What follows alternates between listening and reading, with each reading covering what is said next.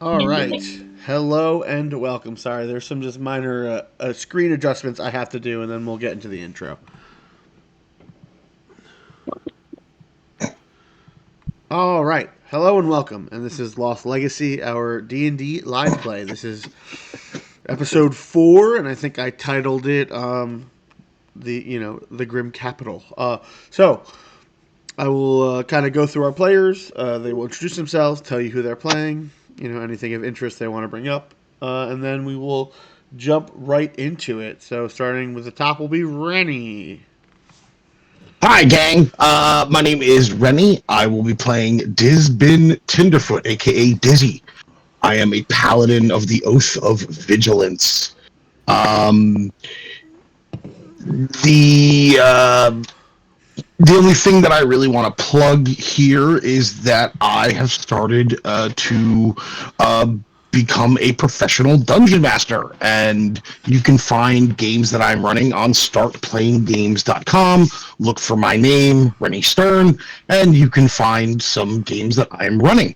One of them is set in this very world setting that me and Gene have so lovingly created. The final thing is my fun fact for Dizzy is that Dizzy is a very bad dog dad and has never willingly given Reginald a bath in his life. Disgusting. All right. Next will be Norm. Hey guys, I'm Norm. I'll be playing Kellen. He is a gnome artificer. He's finding his way, trying to get to the heavy duty spells, and then he can start blowing shit up. Nothing to promote right now, but maybe for next time. All right. Awesome. And last but not least is Sam. Hey, I'm Sam. I'm playing Odyseth Kroshtuk Diablexia, our Dragonborn Cleric. I have nothing to report. I am just desperately hoping the child on the monitor that you cannot see wiggles himself to sleep. Prayers with our dark dragon gods that we hold into a phylactery will keep us safe. All right. Well, with that, and I am your GM, Gino. Quick, just kind of announcement is that we have channel points, which are little potion bottles, and if you watch our stream, you can always use them to give people, advantage. Buy it for me, buy it for your group of players that you want them to succeed. Who knows what happens? If you got them, you can use them. Helps people with rerolls. Besides that, last we left off, our heroes found that apparently one of the ancient heroes of legend, Garth the Strong, was actually still alive, question mark?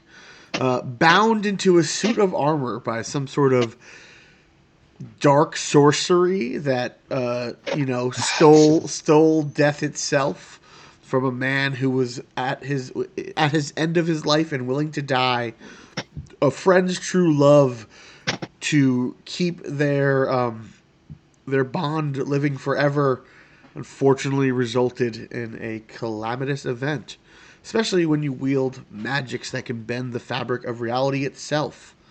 In that time when Garth was brought back and bound to this suit of armor, he struck out against his good friend Ralford, and it shattered his holy sword that apparently bits and pieces Disbin has been collecting.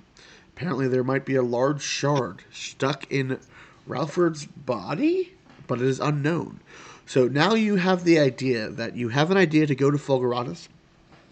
Garth believes that there may be a secret entrance in that someone, either maybe Disbin's connection to Sir Garth, or maybe Otisesh wearing Sir Garth's old gauntlets, might give you a key, a back door into this tower, and maybe you even might try to rekindle this friendship. Maybe enough time has happened that something, but no one really knows what's going on in Fulguratus. So you were sent on your way to head out there. You were warned that Fulguratus is in a strange magical desert, because it was not always a desert.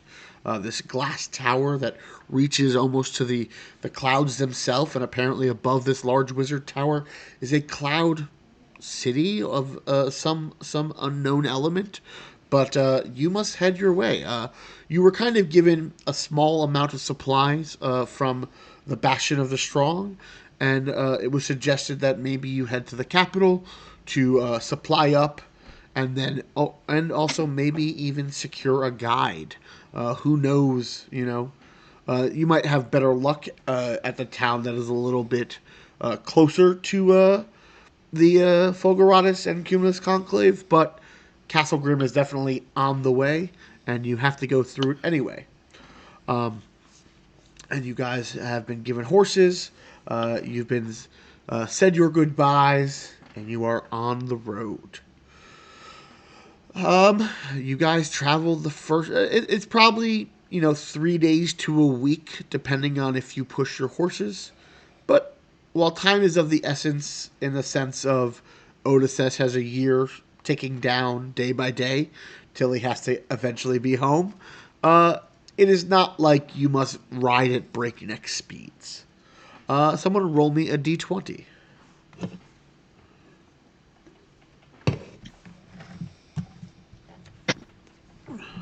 2. Okay. The day is uneventful. A chill in the air, as the sea breeze kind of rolls up from the coastline as you leave the cliff that the bastion sits on. But the day seems uneventful. You keep, so I'll kind of draw on the map. So you travel takes about a day's span. You know that if you push yourselves, you could probably make it to a town, or you could camp overnight and then be in that town by morning. I think I vote for camping. What do you guys think? No preference here. We're that red line coming out of Bastion of the Strong. Correct. And when you're saying we can make it to a town, you're talking about between here and Castle Grimm. Correct. That town that's on the river. That's like Yeah. Okay. Yeah, and that would be you pushing your horses today. Mm-hmm. This is assuming you're riding at not a casual pace, but a pace where you're still aware of your senses and you're not just like running full tilt. I think it would be wise to camp and save the energy in our steeds for a time that is more pressing. All right. As you are more or less practiced adventurers, maybe some other more in tune with nature than others. With ease, you can set up a tent and spend the night. Is anyone doing anything? Are you guys keeping watches? I think we're definitely going to keep watch. Again, I know we're pretty close to the Bastion of the Strong, but with some of our more recent shenanigans, especially with the Cult of Tenebris, I don't think that we are letting down our guard so quickly. Dizzy will volunteer for first watch with Reggie. All right. I'm going to roll d6. Cool. Rennie, make me a perception check. Reggie as well. Yep. Okay. Perception, Dizzy. Reggie, does his senses come into play here? Sure. Great. Okay, what's his perception? +3. Go fucking Reggie. 12 for him, 4 for me. Jesus. Ever alert and definitely not bored and not thinking of all the weird things you just learned last night. You totally keep a perfect eye on the camp. The night goes on uneventfully, and you guys pick up the next day and continue your travel.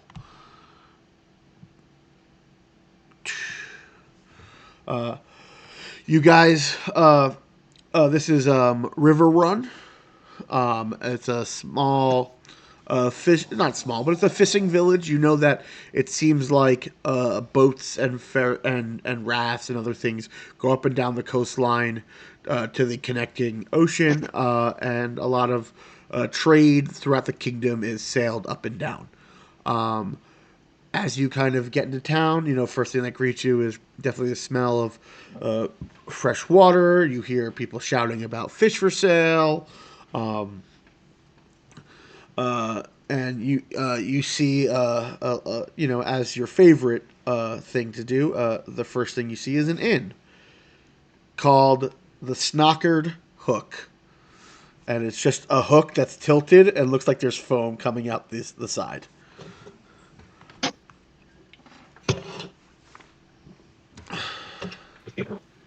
Well, I could use some food. Me too. Being this was like another day's ride, so we're like looking for a place to stay. Yeah. It's like mid afternoon because again it was about a half day more travel, which is why you camped tonight. So Got you it. might be able to make more distance further on in the day, but you also might be able to figure out other ways to get you might be able to use the river and not have to. You might be able to stay on a boat or something. Hmm. So you guys head over to the Snockered Hook. And as you enter it, the first thing that greets you is a fish, cooked like almost clam chowder, New England style, kind of like fish stew with like a creaminess to it. Kind of lingers in the air. You hear the hustle and bustle. You see, kids running around with like little, with like nets and stuff. You see like two almost like Tom Sawyer Huckleberry Finn-esque kid, like halflings with like fishing rods heading out of the inn after like eating their breakfast. And it's just like a hustle and bustle of a village. And like they look at you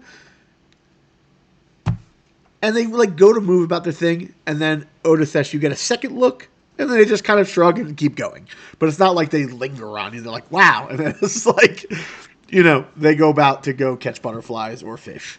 But yeah, you enter. You see a crusty old barmaid. She kind of sits on a stool, squinted eyes, just looking at the place. You see her kind of like point her finger as like one of the kids like knocks over a stool. She's like, pick it up, and he's like, oh, just sorry, mom, and picks his stuff up, and they run out. As you guys enter, there's definitely plenty of tables. You see people already moving about, and she kind of like catches your eye, and looks to all of you. I will wave and approach the bar. Oh, what can I get you, little one? Hi. Me and my friends, we'd like 3 bowls of whatever that heavenly smell is. And 3, can we get 3 beer, ale, whiskey? I don't know what you guys have. So, what are you paying for? Beers, please. All right. Am I feeding the dog? Oh, yeah, of course. Oh, I'm sorry. And Reggie's like looking daggers at me as I only ordered 4 bowls of the chowder, actually. All right. So she kind of like hustles and bustle. You pay for all of that like a silver and a half. Like Right. it's very cheap. And she kind of brings him out. Brings you out some watered down ale. In the morning, and she goes, "So, what are you? Clearly newcomers. What are you doing here?" We're making our way to Castle Grimme, and then further south than that into the desert. I thank you for your hospitality. Your inn is very nice. Oh, thank you. And it has like nets and tchotchkes hanging all along the walls as you kind of like look up. Definitely like old parts of what looks like a fish, a raft that would be like pulled up and down a river. Well, are you riding? What's your plan? How do you plan on getting to Castle Grimm? We have some horses. Well, I mean, you did come at a good time. I think in about 2 hours, the tides will be rolling through, so the river heading toward Castle Grim will be moving a little faster. You might be able to book passage along it. It's about a if you're with the tide, depending on when you leave, day and a half, 2 days downriver, a few days ride instead. Saves effort on the horse, and you have a safe place to stay at night. Can we bring the horses too, or would they not be able to get on the raft? Oh, I mean, depends on they might cost a little bit for stabling on the raft and Oh, feed, whatever. but most of the barges that go up and down, yeah, they'll take them. Could you recommend I don't know, a experienced captain? She kind of squints. She's like, I don't trust Tarnley. Don't trust Tarnley indeed. Let's see. Oh, Oh no, he's a bad one too. You know what, Bartlett. Bartlett's a good captain. Crew's fair. And honestly, I think this time of year, she kind of, this, she kind of like starts calculating count. Like in that, she's like, he might be on his way back now. He might even be in town if he's here. I know he passes through. He's definitely a merchant of some sort. He probably made his way uh, up the coast and then down it. Maybe he even visited Draven's Rest. Oh yeah, we've been there. Oh, all right. Yeah, he has some merchant ships, but he also, where he has connections. He doesn't have any ships, but he has a nice barge that goes up and down the coastline. Bartlett, thank you. Please, I'm so sorry. Where are my manners? What is your name, miss? My name is Dizzy. She squints at you with one eye. They call me Mad Margie. Dizzy definitely has like a. And she just starts cackling.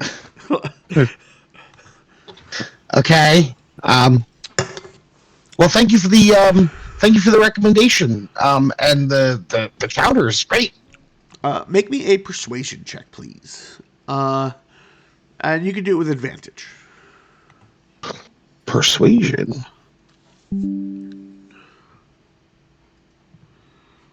23. She goes, I don't like spreading rumors, but I've heard some things about Castle Grim. I hear people have been having an odd rash of sleeping issues. I hear there's a bounty out for some people gone missing. There's a big bounty board in town if you all look like you're strapping adventuring types. But rumor has it that there's a weird nightmare, a bogeyman, if you will. Bogeyman? I don't know what a bogeyman is. Kellen, you know what a bogeyman is? Probably those scary monsters. When we were growing up, they used to maybe tell us about these monsters so we would do the right things.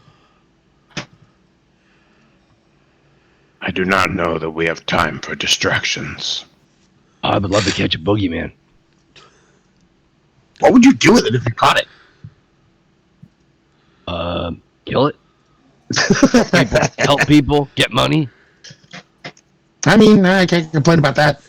Well, so thank you, Miss Mad Marge. That's very helpful. And yeah, no, this is great. I'm so glad to see that there's still hospitable people here in the region of Stravend.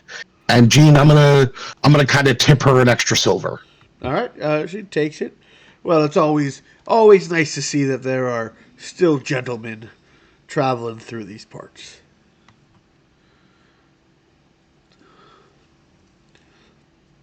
And you see her kind of head over to another table that seems to have just sat down, and she starts talking with them.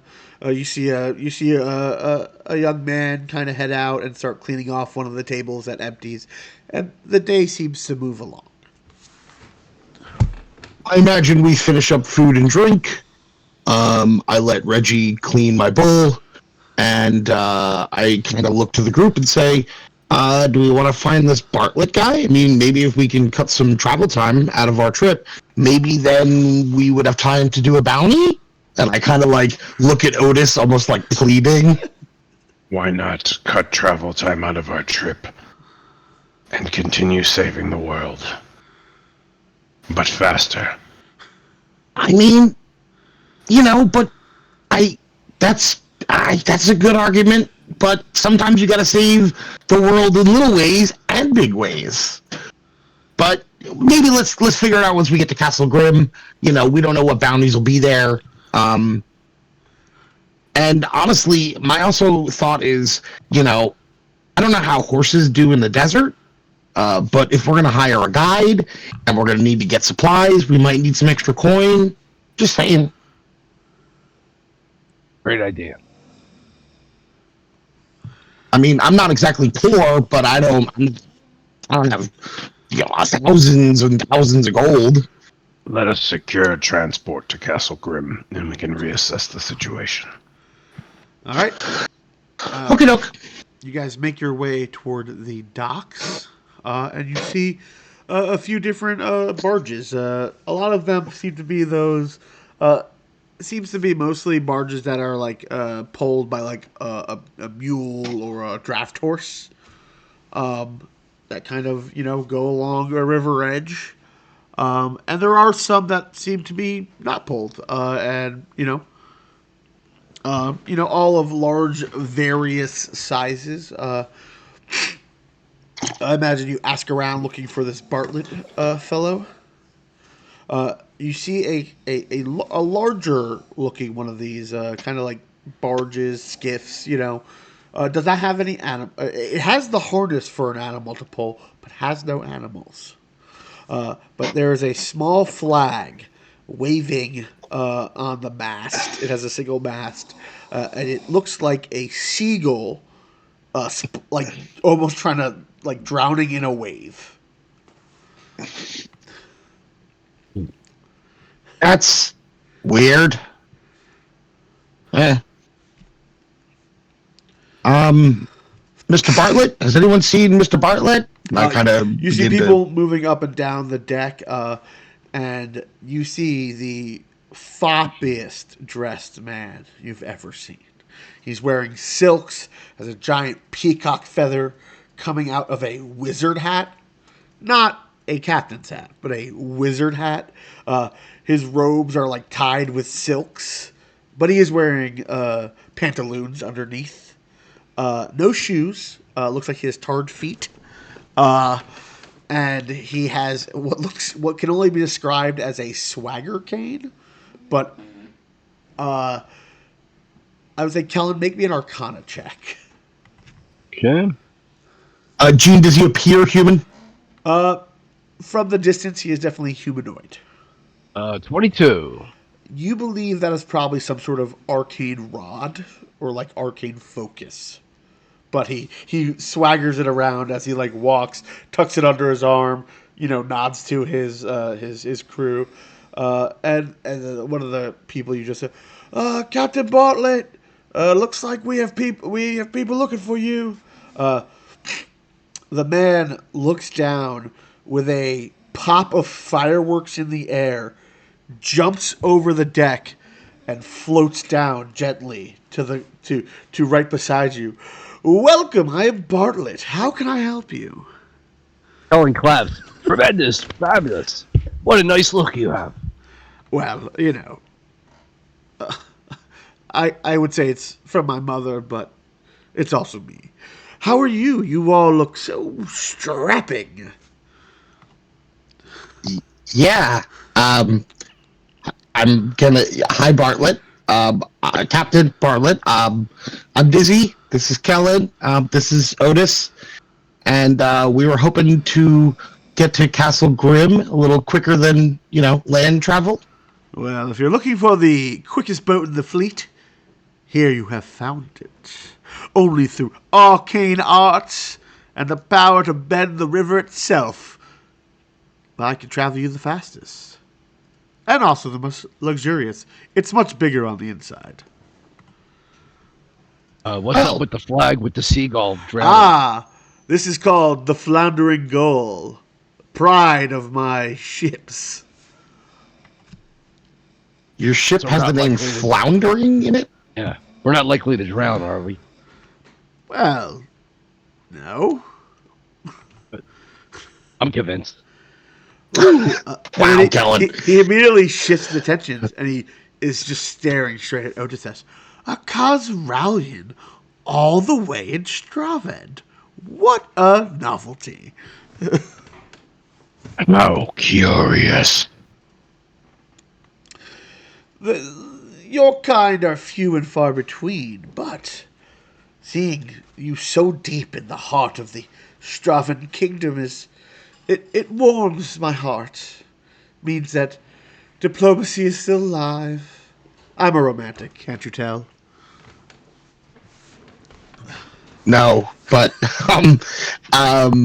Mr. Bartlett, would you have room for a pony, a horse, us three, and a very good boy? And I pet Reggie.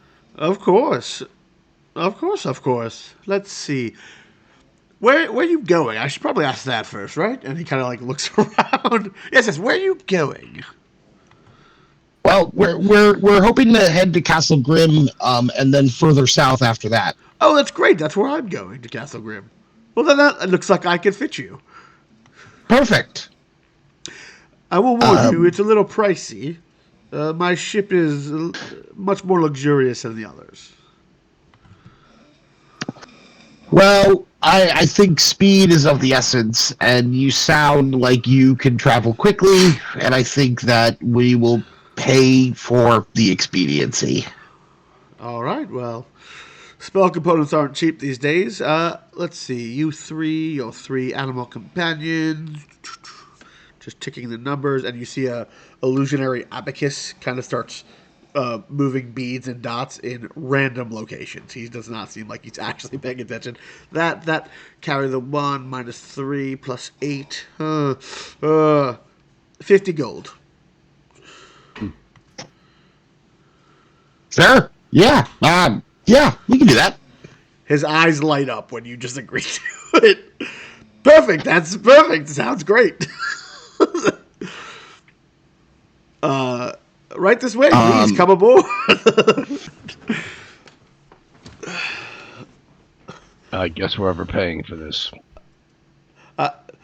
He kind of, well, you can't pay for style. He taps the rod against the what's the fuck is it called? Like the ramp, the boarding ramp, and a red carpet rolls out a la Hook style. Up top it to the top of the boat. Welcome aboard to the Floundering Gull. Right this way, and you watch as he just walks up it. He does not make a sound as he walks up it. Oh man, this is gonna be a thing, isn't it? And Dizzy will board the vessel. All right, as you all, we'll take care of your horses. My men will take care of that. I assume your dog's staying with you, correct? Trained? Yeah. He goes where I go. Perfect. And you see two of the other people. Everyone else on this crew dressed like normal sailors, fishermen. He is the only one that is fancy. And the ship, looking at it, does not look fancy. As you guys finish walking up, as the last person goes, the carpet rolls and follows them up and like disappears.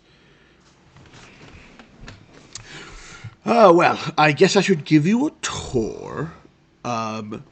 This is the captain's quarter, and he just points at a door that doesn't look like it goes anywhere. Just a door on a wall, and you don't see another area. Like, there's not like a room that it goes to. That's the captain's quarter. If you need me, just knock. But here, follow me. And you see another door that actually goes to what looks like a stairwell that goes down to the underside of the hull of the boat. Follow me. He taps it, opens it. The smell of like fresh perfume and like jasmine and like maybe an herbal tea mix kind of wasp up to you. A little bit of like hookah smoke comes out. Follow, follow. And you watch him walk inside. All right. As you step forward, the first thing that happens is the world stops moving. As you were on a boat for a second that was on a river that was swaying, and now you're on non moving ground.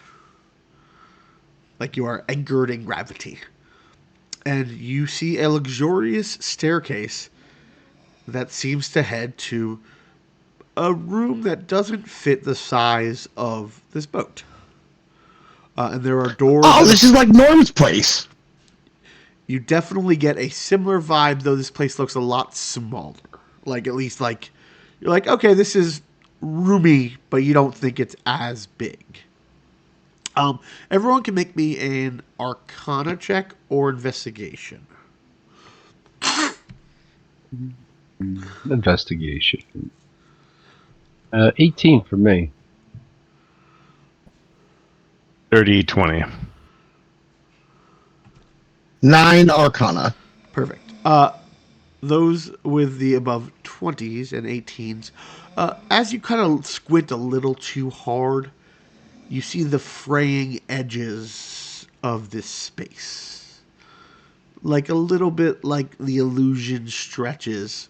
Like it's definitely bigger on the inside, but some of the doors aren't quite there. Some of the luxury isn't is probably an illusion.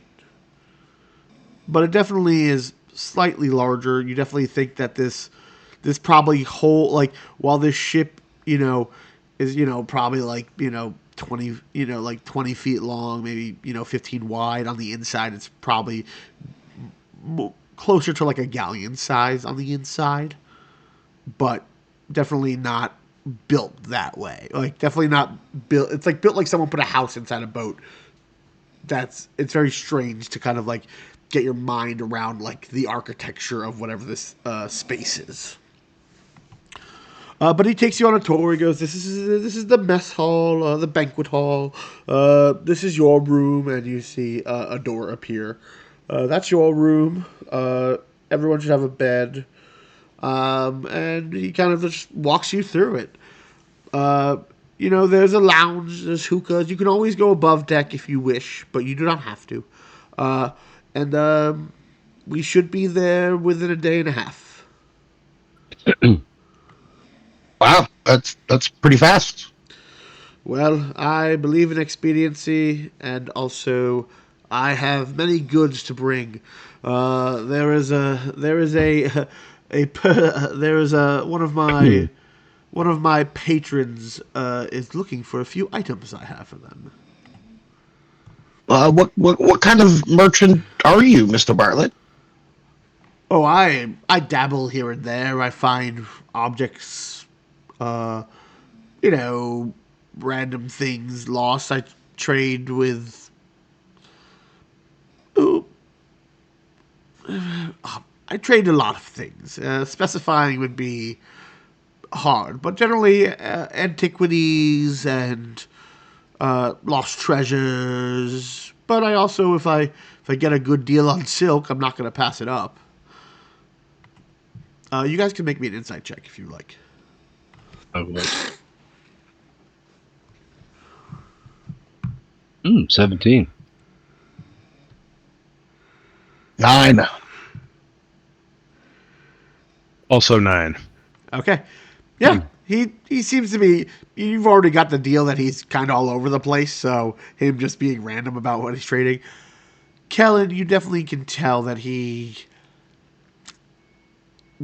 specifically not talking about what he trades because it may or may not be legal in this kingdom. Could he trade with Freeport? Maybe. Does he? Who knows? Does he trade with other various sailing races that are not, per se on the nicest? Is he a pirate? Probably not, but does he trade with pirates? Likely. Like, it's hard to tell, but you could definitely tell he's definitely trying to steer away from what he truly is wheeling and dealing in. Oh yes, no. I have a contact. I like to trade with unearthed antiquities. It is in the capital.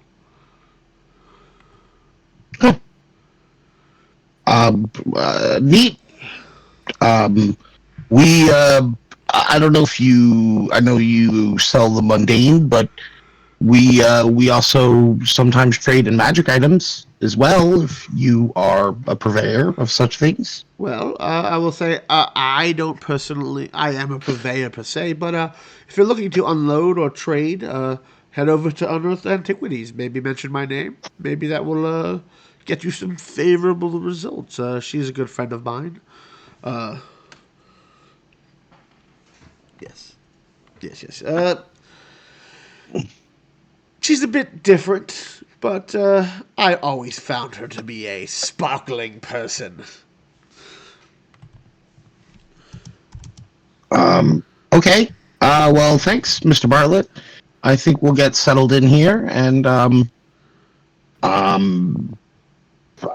look forward to the journey. Sure. He snaps his fingers, and music begins to play. uh, it's like low sea shanties. um, Fancy. yes, I will be above deck, orchestrating all of this. Do you want to leave now? My people are ready. Unless you want to wait for others. All right. Yeah, leave now, please. Great. And he puts his rod under his arm and swaggers up the stairs. All right, watch you captain the boat. Sure, of course. Please join me on the deck. And he kind of, you see him, he gets up top deck, and you notice that there's like a nice rug that you didn't really, that kind of like blended with the ship.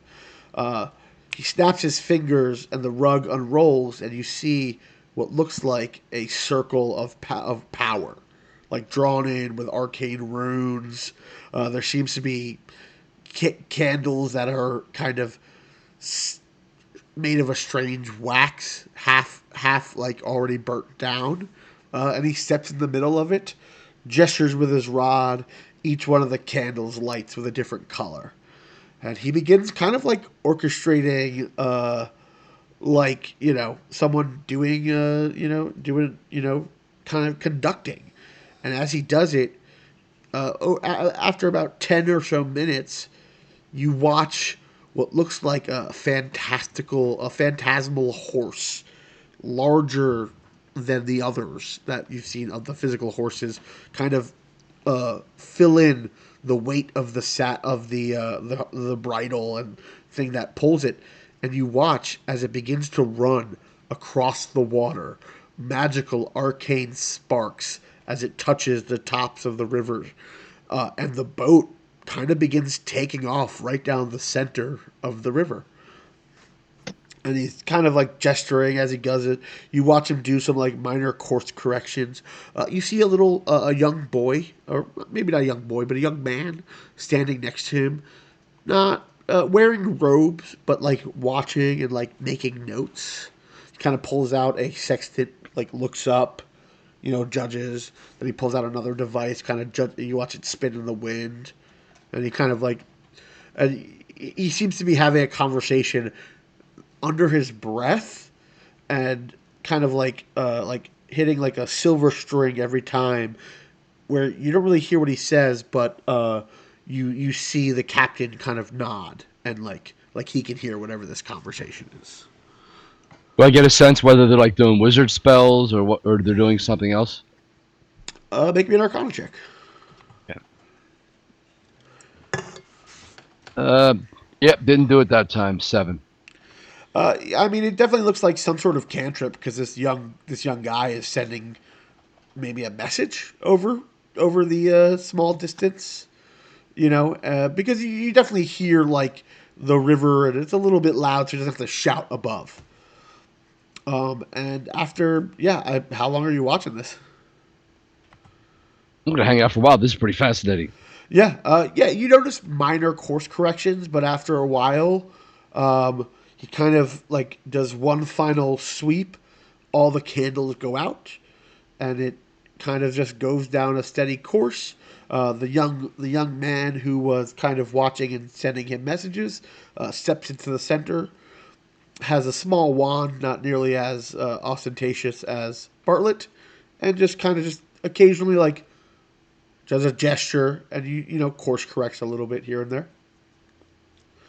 Captain, can you tell me about the device you have? It's pretty fascinating. Well, I mean, I am trained in the magical arts as well. well. I mean, I learned that there were, people often focus on having magical objects of power, and they want to attune themselves to it, and they all combat.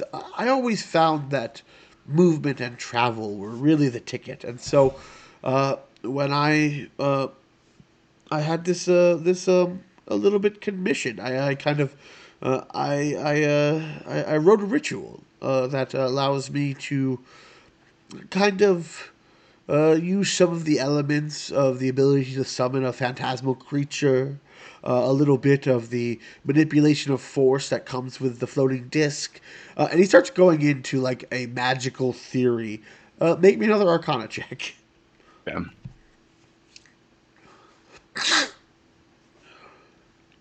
17. Okay, make me an insight check. Yeah. 2. All right.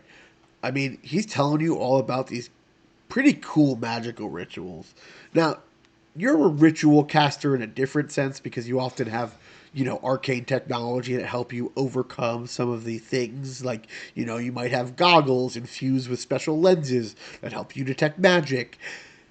He is describing a number of rituals combined or cast simultaneously or already done over an amount of time that made them permanent, that you think while this object, it sounds like a lot, you think a lot of it is kind of has been already baked in. So like whether he expends a tremendous amount of power now, the creation of this over time is what has made this so powerful, or the ability to do what it does.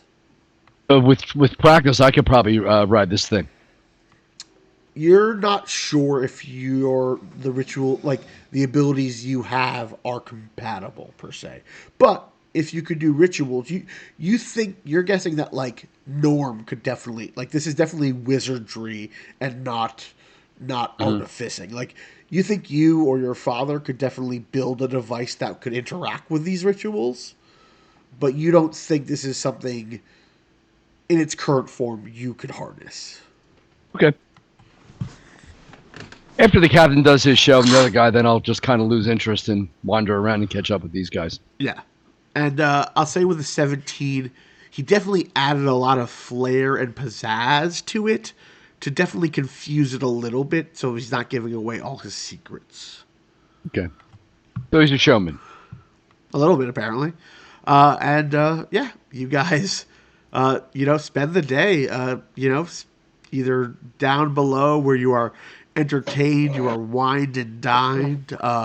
You see seagulls serving you drinks. They fly over with food plates. Yeah, it's weird.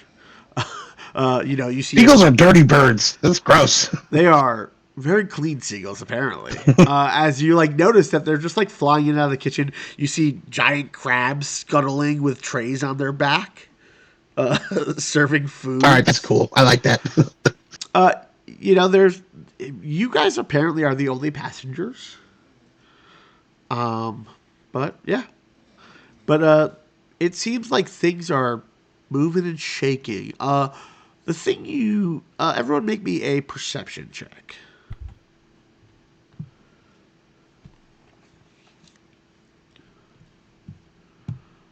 15.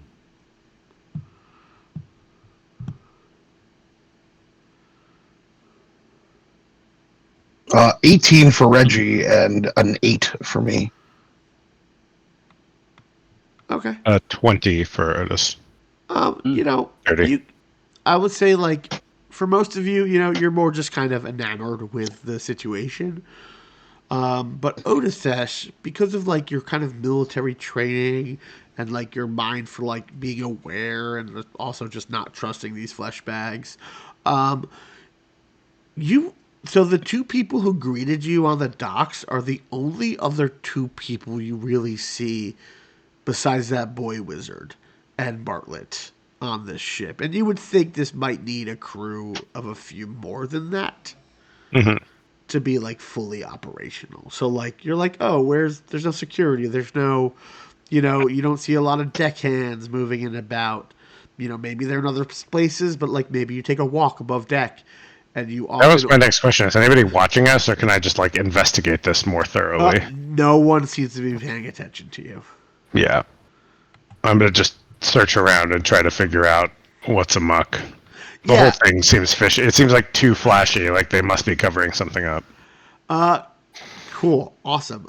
Make me an investigation check, and I'll say you have advantage.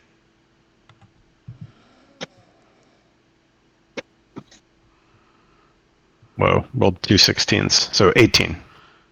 So, when I was saying that the edges were a little frayed, now that you begin to interact with them, you notice that there is one section of this place that has just like a wall. But as you kind of like touch your hand and feel the walls, touch the draperies, go through them, you feel a large, like steel, like metallic feeling vault door. Hmm. Because like you don't see a cargo hold. There's a door that heads to like a banquet hall, and there's like two or three doors that lead to like quarters. Your quarter has 3 beds in it. It's large enough for the three of you to be comfortable. Another another door opens and it seems to have a few bunk beds in it. And then the other door uh, is you realize it's just fake. Yeah, And the whole thing seems like a weird illusion. yes,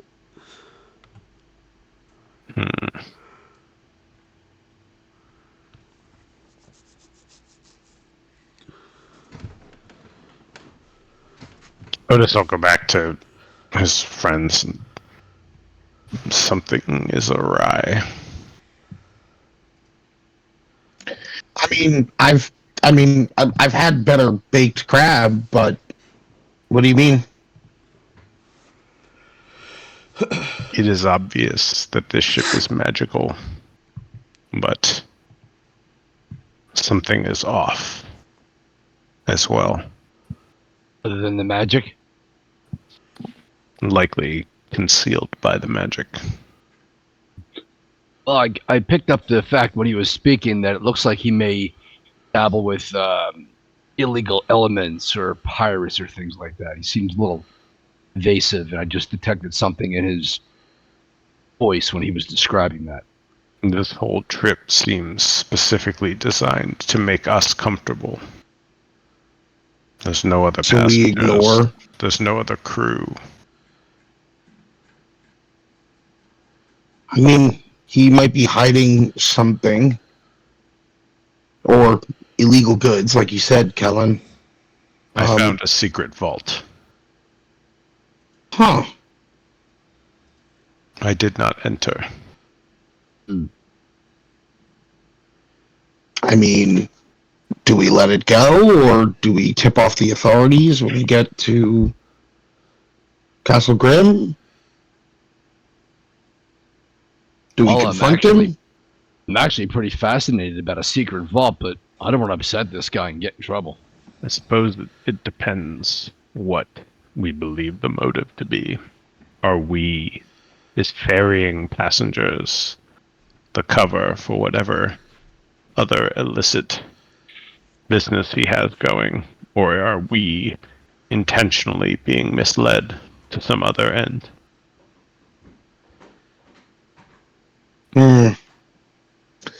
I'm not sure. I mean, it sounds like this man has been to Castle Grimm a number of times. He clearly knows other merchants. So he's done this run, I'm guessing, more than once. Maybe the vault is just this sort of security measure in case he gets attacked. I think that's maybe an optimistic view. Or it could be hiding a bunch of illegal stuff. I don't like that we're complicit in smuggling. That doesn't feel great, but I don't think we're involved in the smuggling. We came here for transportation, and we picked this up on the way, so we're hardly responsible for anything illegal that he's doing. I agree, but we're basically the cover story for smuggling. I agree we're not responsible, but he's sort of making us complicit in a crime, if that's the case. And Having us pay a hefty price to be complicit to his crime. That's fair. He also made us pay for the pleasure. Yeah. I'll say this.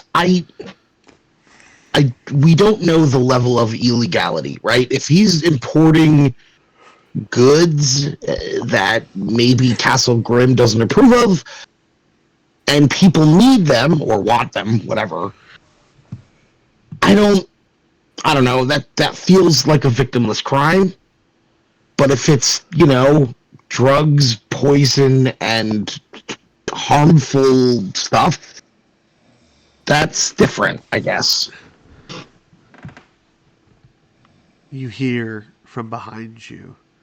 Well, I don't know. Maybe you should just ask him. And Sparkles appears from invisibility. God damn it, you rainbow meatball fuck. That is so disconcerting. I told you I was going to come. I was joining you so that I could transfer messages between you and Norm. I remember. I know. It's been a long time and you were not here. Now you're here. It's also, I am much svelter now because I have shed my old skin. I am no longer old and crotchety, though meatbally in shape. I will take offense to that, and I will remember it until the day I get reincarnated. Hello, you high dragonness, as he nods to you, Sedge. Well, okay. So I hear what you're saying, Sparkles, and I think you're right. I do have a spell that can force someone to tell the truth, but it feels aggressive. And let's say we do it right now, right? Let's say we end this conversation and go confront him. We're still a day and whatever until we get to Castle Grimm. So this feels weird, but I'd rather wait until we're closer. And maybe we can just kind of chat and get him to spill without having to confront him so directly. Listen, I'm fine with confronting him, but I want to believe that this showman thing, it's all an act to just make him feel more important than he is. It doesn't seem malicious, but maybe let's have a dinner with him and maybe try to talk to him. He also might just be a washed-up wizard who never made it in a real wizard academy, so he's got to show off. I guess, if that's a thing that happens to wizards. Well, I don't know. I'm spitballing here. Like a meatball. I swear I will eat your entire dog. And Reggie just growls at him. But, I'll poke around some stuff. Don't worry. And he just disappears. Thanks, Sparkle. I don't know. What do you guys think? I think we should just enjoy the ride for now. I would like to see what a secret vault looks like. I mean, there is a more aggressive element here where someone who's very skilled with lockpicks and tinker tools tries to get inside that vault while we have dinner with him or let him entertain us or whatever. I don't know that that's the best option. I'm just saying it's an option. I do have some special tools for that. Would give it a try. I know, Norm, but if he finds out we're messing with his stuff, he's probably going to be upset. Probably. All right, well, let me look around a little bit and maybe try to get a better suss. I can sort of feel if there is negative energy in the area. And hey, Otis, can you kind of show me where the vault was? Yes. Yeah, what? So you kind of like head over to a wall that looks like it has like a large tapestry of like just like pretty much something that a person who would paint a wizard on a van had put on a tapestry, just like straight Perfect. arcade wizard, fucking 90s heavy metal style, just like and like, but it's clearly the guy. It's clearly Bartlett once you like look close to it. Right. Uh, and as you kind of push your hand against it, your hand goes about an inch deep, and like you can kind of see the edge of your palm. And as you kind of start feeling around, and you feel like a rounded, bolted vault door with like, it seems like it has like one of the turn wheels, but you can't see it, but you can definitely feel it. All right, Gene. I would like to do two things. First, I'm going to pop my divine sense. A sort of gentle, warm breeze will kind of roll off my shoulders, and I will open my senses. You kind of look around. First thing that pings, you see Reggie being the best celestial boy there ever was. And then there's a little bit Mm-hmm. of darkness that kind of comes off of an undeath nature that comes off of Otis's chest. But the vault door itself, nothing really pings. Nothing comes off that you can tell. Yeah, nothing comes through. Okay. To the point I take it where my. to the point Yeah, where it's sorry. almost void. Like you don't sense anything. Uh, okay. I take out my wand of secrets and expend a charge. Do I notice any secret doors or traps within 30 feet? Oh, sure you do. There's definitely traps all over that vault door. Okay. You could tell there's some arcane traps. There's probably some mundane traps. Um, though it gets a little wonky with secret doors. Hmm. Like you feel there are secret doors in the middle of the air that they shouldn't be. Almost like whatever this extra dimensional space is, maybe a door could appear or could disappear. Oh, there's multiple traps and a lot of magic everywhere, so it makes it tough for secret doors, but they're probably here, and it's probably linked into how you move from one place to another. Like through his door, it opens up into a bigger compartment. Yeah, well, I mean, clearly he has aptitude to do that. I can open my senses up to magical energies as well.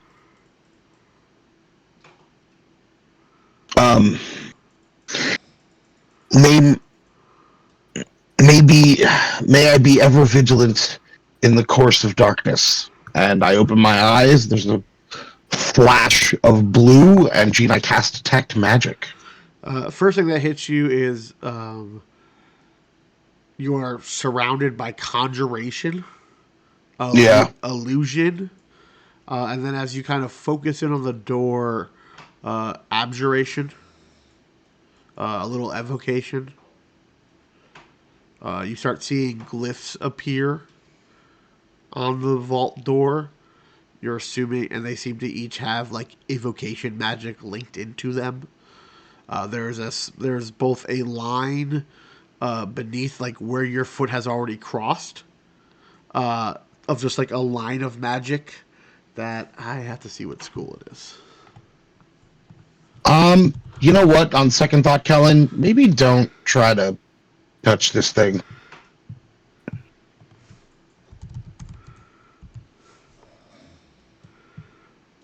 It's abjuration. Yeah, there's a lot of different magical energies flowing around here. All right, I'm gonna go. I'm gonna go check out our buddy, Mr. B, and see what I can see. And Gene, I want to make my way top deck or wherever to Sure. try to find him. You head up deck and you see him kind of just like his little apprentice is kind of conducting. When you look at his apprentice, you see illusion school. Huh? When you look at him, there is an illusion as well. But besides that, he has some. His rod is definitely magical, and he has a spell book that seems to be magical. His hat's magical. All of different varying powers. They don't have like a school per se.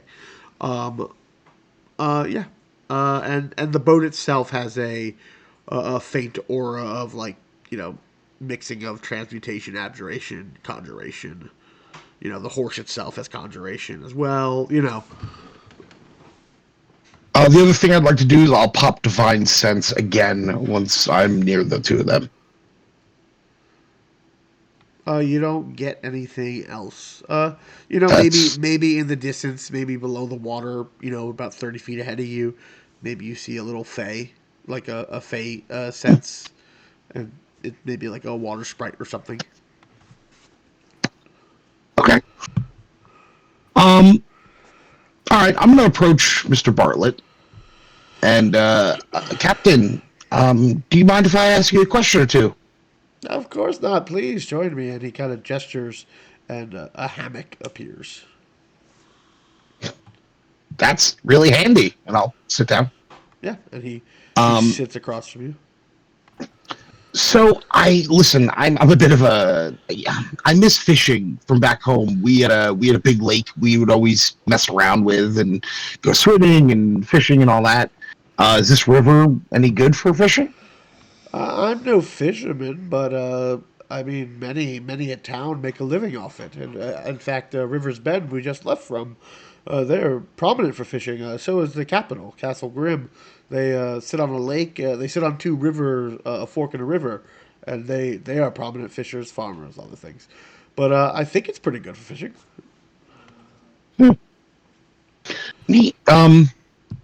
I was hoping maybe if I catch something, maybe your staff could grill it up and maybe we could do dinner together. I I know a couple of wizards, but I've never met someone as splendiferous as you. Oh, you flatter me, which is the way to get to me. Yes, of course. If you catch a fish, we could have my people cook it up, if you wish. Great, thanks. Yeah, this I gotta say, I've never been on a barge. Is this what this is? A barge? Yes. The barge. Skiff? Sure, all of those things. A barge skiff. Well, I've never been on one, and this has been a very pleasant trip. Excellent. Your comfort is my main concern. All right. All right. Well, let me see if I can fashion a fishing rod, and Gene, Oh, I'm gonna kind of. he kind of snaps his finger, and a fishing rod appears. Here you go, minor conjuration. Well, geez, thanks. And I will kind of find a good spot that I think off the side of the ship, and I will cast a line. All right. Make me a survival check.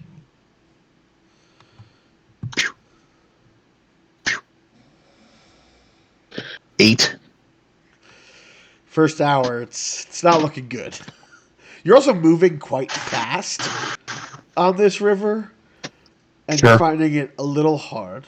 He goes, "Oh, don't worry. If you don't catch anything, we can have a dinner anyway." Are you sure? I'd feel. I mean, I was the one who offered. I don't want to. Well, I don't want to put you out. I mean, you did pay to take my vessel, and I am going to feed you. So we'll just say it's a catch you did or something.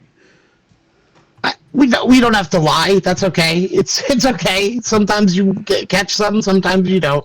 Oh, I thought you were trying to impress your draconic friend. No. No. They don't have much fresh water in their region. Oh. I thought they lived off the coast. Well, you know how they are. And he kind of nudges you, like you're in on a joke that he is. You clearly don't know. Dizzy's face is like, I don't know what you're saying, but okay. All right. Well, let's meet for dinner in the mess. Of course, in the banquet hall it is. I will get a fine bottle of wine. I'll see you in an hour. Sounds good. All right. I will join back up with my mates and kind of go. Yeah. Well, looks like dinner is on, and we can I don't know, see what we can see. All right. Assuming you make any preparations you guys are going to make for this dinner. No prep. All right. You guys are you enter the dining hall, which is again bigger. It's like a round. It's like a more like a full dining table with fancy chairs, silverware, plates. Giant crabs bring around trays of food.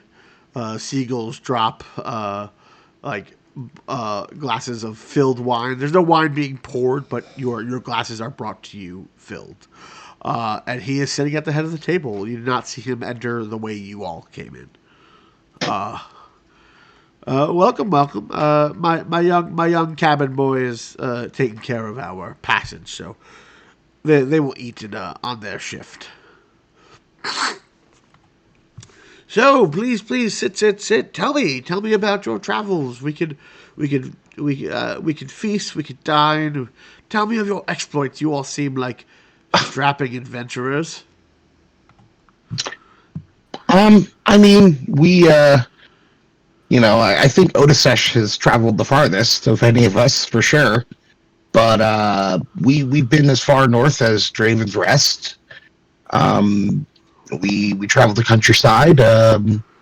We dealt with some interesting characters from Freeport there. Actually, you ever have any dealings with anyone from Freeport?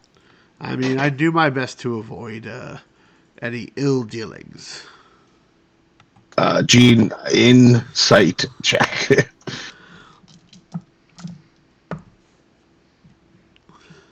21.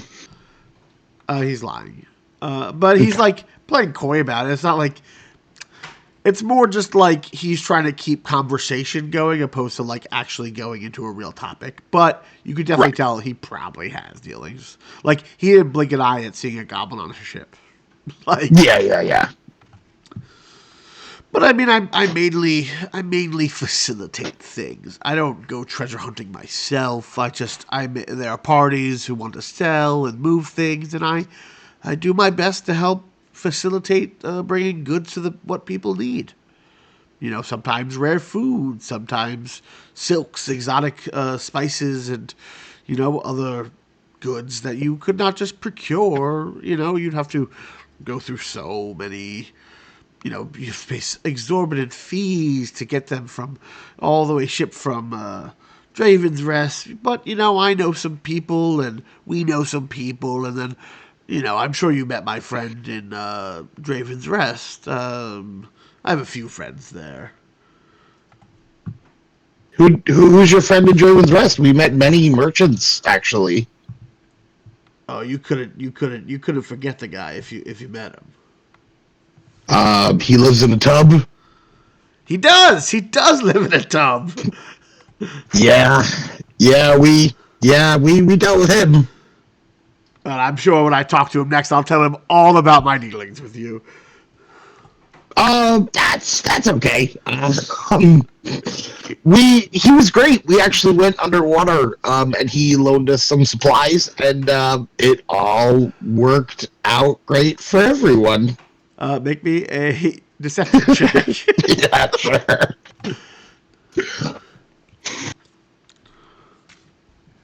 11. Dizzy's not good at lying. Oh, I would. I hope none of you cross Brackle. He's kind of a blood bondsman. You know that, yes? Like his deals are binding in a bad. Yeah. All right. Okay. Good. I'm glad none of you. No, we know. But anyway, he's a fine fellow. Finds many antiquities from the bottoms of the deeps, and he also doesn't really like leaving the coast. So he's definitely someone I have traded with. There's a nice auction yard in the capital. So different people of interest. I just like I said, I facilitate things. I get things moving. I mean, Mr. Bartlett, I don't take my question as accusatory. It does sound like you're describing smuggling. You're saying there are goods that have legal requirements that you are ignoring or getting around. I mean that really depends on what your perspective of smuggling is, and also what your definition of the law is. In a realistic sense, if it doesn't exist on this plane of existence, Is it really even here? And he waggles his wizardly eyebrows. I'll be honest, I'm not a wizard, so I don't I understand know. you just wouldn't get mage law, and it's okay, it's fine. Just let me handle it, and I'll take care of it, Well, and everything's well, fine. Mr. Bartlett, I hear what you're saying from a magical perspective. I may not understand, but I think I comprehend. It does, however, at some point transfer from the magical world to our world, right? I mean, I wouldn't do that. That's illegal. I But kind of give him a look, But like, if someone were to enter a realm that was outside the material plane and fetch something out and brought it in, I can't stop people from just going places. okay, but that's skirting the letter of the law, not the intent of the law. I don't think as a wizard, I know what intent first letter means. Okay, my young friend. I don't think that's a wizard thing. I think people can just understand the difference between what is written and what is intended. But I'm not like, you know, who knows? You're not a lawyer. Are you a cop? Just he immediately just like gets hard at you. Do you work for this Stravend? What are you doing here? I was just trying to help you all get to where you're going. Why are you asking all these really serious questions about mage law that you clearly have no understanding of? Okay, Mr. Bartlett, I'm. What's your definition of a cop? You know what I mean? I see. Interesting. Well, what's your Listen. definition of a person? A person? I mean, Yes. you know, anyone that has a conscious mind and can make choices, and that seems like a person. I mean, that one's a little murky. I imagine it'd be kind of case by Yes. case. So you're saying a construct that can't make choices couldn't be held accountable by the law, is what I heard. No, but the person who gave them those commands could. Well, they weren't given commands. They're just doing a thing that they choose to do. But they are technically not a person. But you're saying they can't choose because they're constructs. Well, I don't know what's the definition of a person. See, again, we're just arguing potato magic missile. No one really knows what's going on here. I am getting more confused as time goes on. I won't lie. Listen, Mr. Bartlett. I want to say we do appreciate the service you're providing. I don't think me and my friends want to be complicit in any smuggling. Now, here, before you bamboozle me with magical knowledge, if people need goods and services that are difficult to get, I don't think it's bad that someone gets them for them. However, if those things that they want can harm others, can be used in what's the best way to put it? I don't know, less scrupulous ways, that's more problematic. But if someone needs, a rare moss that can only be found in one region of the world, and it helps make a medicine, or it helps, even if it's a drug, that it helps calm their nerves or whatever, that's fine. But if you're getting someone poison so they can kill their rivals, that's not okay. Does that make sense? I think you're just trying to argue semantics, because I could say that bar of iron in the right hands is a deadly weapon forged into a sword. Or that bar of iron could be forged into a lock to protect your things. I'm not a locksmith. I'm not a weaponsmith. I'm just bringing a bar of iron. I don't understand why you keep bringing up smuggling. Are you a criminal? I don't let criminals on my boat. I'll have to throw you off. You brought him smuggling. You said you do dealings with people and get around certain laws. I didn't bring it up. You brought it up. I don't think I said that. I don't recall that. Now I think you're gaslighting me. I would never. Magic missiling me. He just Well, takes gaslighting is telling somebody else what they think. He was just saying he doesn't remember it. That would just be lying. Okay, that one. I've never done any of these things that we mentioned earlier. See, that's more lying. That's not gaslighting. If he said you had never done them, that would be gaslighting. Well, I don't know. You all could be smuggling. I mean, you could be a Khazralian criminal. He kind of looks at you. You kind of gestures towards Kellen. You could be an escaper from the Verdant Sea who's betraying his people. You could be an agent of Freeport. I don't know.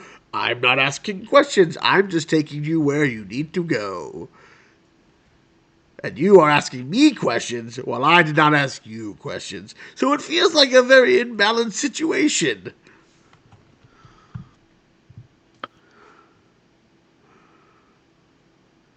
Okay. We're not trying to offend, and it feels like you're getting very defensive. And I want to say that's not our intention. Here's the bottom line. I am kind of a cop. And if you are just taking us from point A to point B, and you are bringing, and whatever's on the ship, whether it's on this plane of existence or not, and it's harmful to the people of Stravend and elsewhere, that's a problem. If you're just bringing goods that have tariffs that are higher than you would like, I don't love it, but that doesn't bother me. It's fine. Well, then we're at a good agreement. Because there are a lot of rules in place, especially with those wizards. Oh man, they put so many rules into place about things because they want to be the only ones that control everything. Everything magical is all theirs. Both Stravend. Who is this? Oh, there's a wizard tower and like a college of knowledge in the capital, and they're all glass rods stuck up their butt.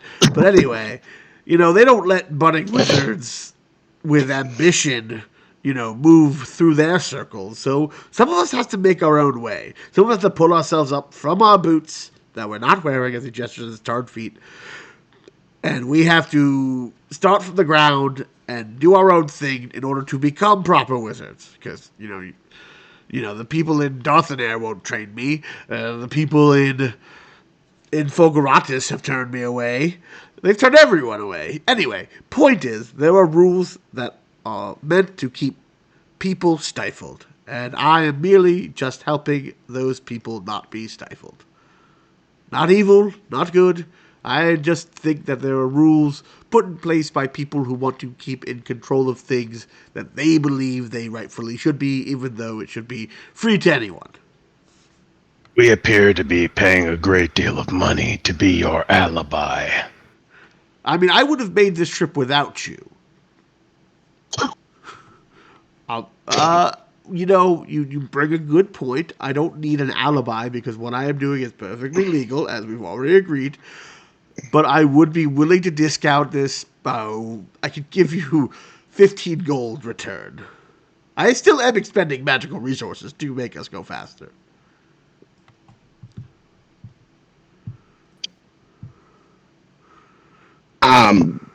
So we're just haggling over price? Is that what this turned into? I just think it's an important thing to point out. It doesn't have to be price, but it could be more transparency to assuage your guilt. Or it could be price. You drive a hard bargain. Make me a persuasion or intimidate, Otis. I think I have to roll persuasion, even though I think I'm better at the other one, just because I'm clearly not trying to intimidate here. You are threatening him, saying, "Hey, I might blow your spot up if you don't pay me money or be more transparent." So I got a 14. Okay, you drive a hard bargain. I like the cut of your jibs. You are all young and spry and definitely entrepreneurs on your way to grow. I will cut it down to half price. I will hand you 25 gold back on us arriving in the capital.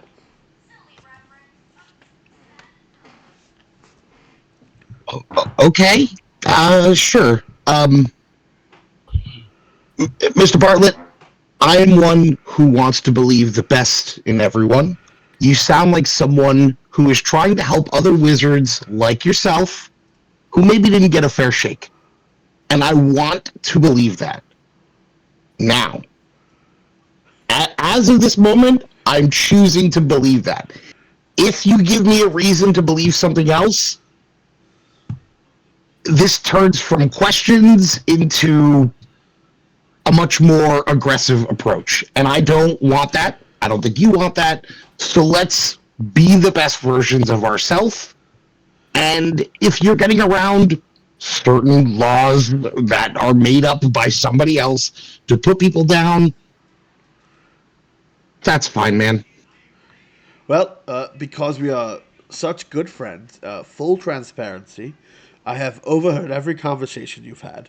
I have watched you try to investigate my vault, and I was prepared with some countermeasures, which I did not activate because I am a trusting and kind wizard. And so we are now friends, so that is my transparency to you. Trusting would imply you don't spy on your passengers, so let's just stick with kind. Oh, I had no choice. You set off my trap that told me I had to spy on you. I see when I crossed the magical barrier. Yep. Yes. Okay. Yes, I wasn't normally overhearing you, but then someone crossed my alarm trap, and that's so I said, well, I should probably take a peek in there. Anyway, point is full transparency. See, look at how this works. You ask for transparency, gestures notice. That's my transparency. I do not want a conflict. I just simply need to deliver the goods I have promised. I want to deliver you to the castle, and then I will be on my way.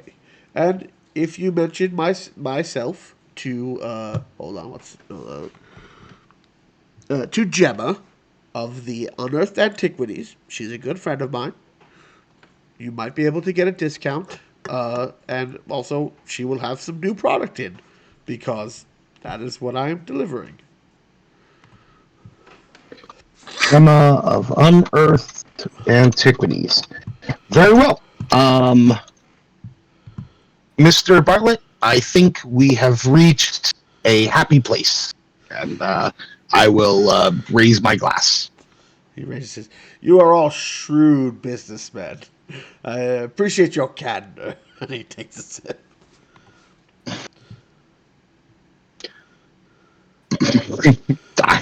I kind of raise my glass and just shrug and take a sip. Yeah, he goes, normally I would just have to create illusions of people on this boat, but whew, real people so much easier. He just gets up and walks out.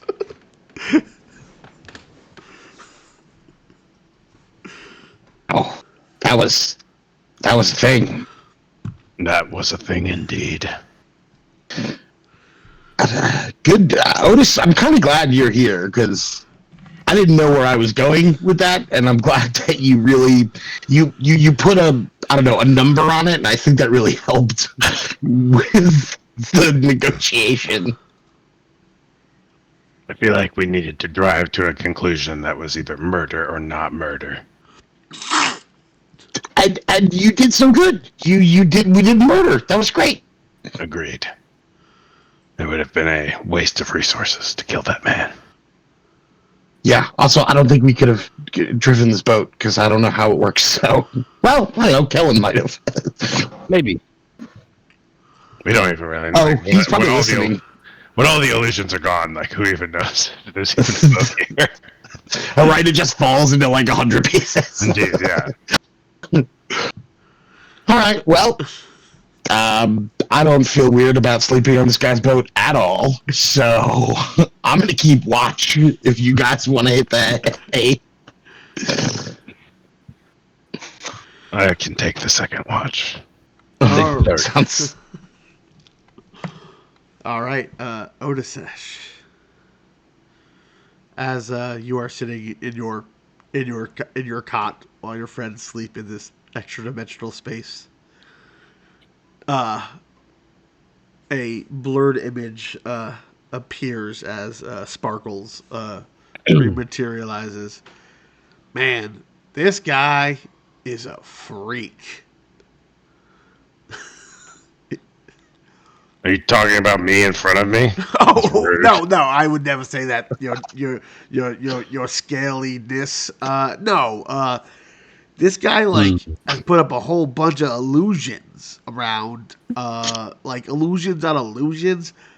I don't think this guy's as powerful as a wizard as he lets on. That was very clear. Oh, okay. Yeah, no. No, that's Does he appear like dangerous or in any way relevant to our larger like needs and quest?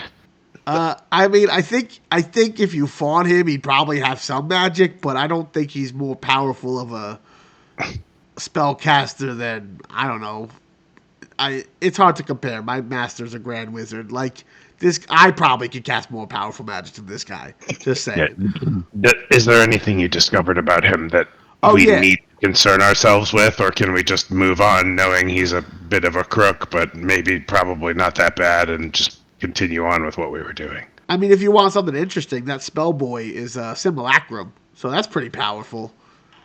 So it's a clone. It's like an illusionary clone of him, Ah, kind of like my master does, but it's way bad. It's really a bad version of that spell. I think this guy was taught really bad magic. I just want you to fully understand how bad this magic is. got it. Very bad magic. Should be ashamed of himself. I think he is. I'm pretty sure I heard crying.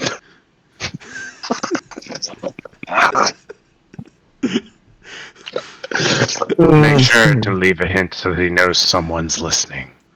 Oh yeah, I pooped in his bed. Perfect. He's gonna find glitter there for days, and then Sparkles disappears into illusions. The trip goes uneventfully from there. You are avoided by Captain Bartlett and the first mate, and you begin seeing in the distance a large stone causeway wall that can be like drawn up for boats that has a large skull up front, and I'm going to change you over to a town you approach. Ooh. Ooh. Do.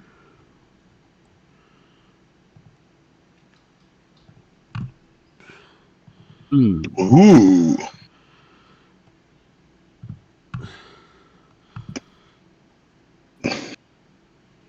So you guys are approaching from like kind of down this river. And Okay. as you kind of sail down that river down the fork, and then this would be the river continuing on if you were to keep going easterly toward the ocean. Does he seem to be hugging this bank, this side, or this Yeah. side? He is hugging. Hold on one second. That's a great question. I'm glad you asked. Same. 7.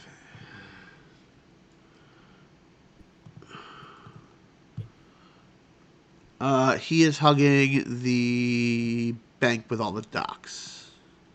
Got it. So.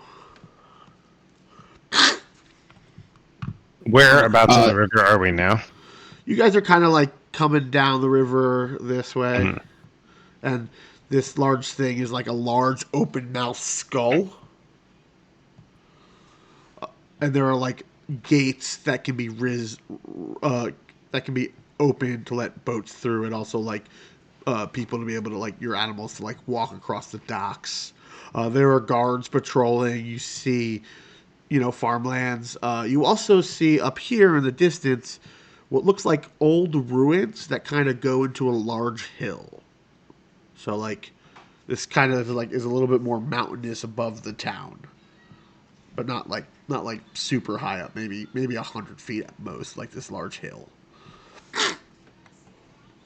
And you see a large large open skull, and the boat seems to be heading through there. He goes, I imagine you guys are like top deck at this point. The captain kind of goes, "All right, well, we will be arriving shortly, and we're gonna head to that small dock over there." He kind of gestures to this close dock, which is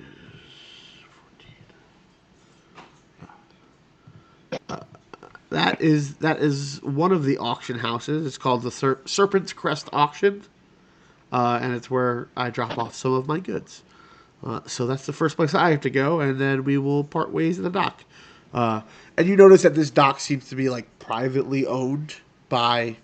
You see people in like serpentish like scales or like symbols on the docks walking up and down. He pulls his boat up to it. You watch the arm that has the bridle kind of like pull back into itself, and the animal disappear, and the boat kind of coasts into the dock. You watch the two deckhands kind of actually pull out real ropes, throw the lasso knots and like start pulling the boat toward the dock. As you guys you pass through, guards do look down, and they kind of like, you see a guy on the top wall definitely mark something, probably like checking on the dock master to be like, hey, who's here? But you guys make it to the docks. You see a man, half elf gentleman, kind of head up as the gangplank is lowered. You guys are tied off.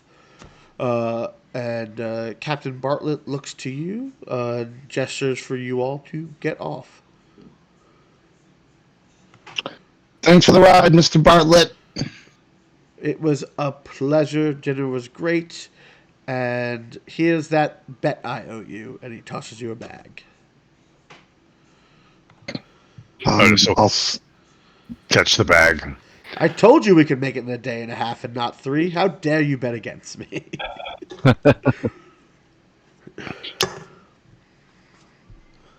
You are a magnificent shipsman and an impressive wizard, and it was a delight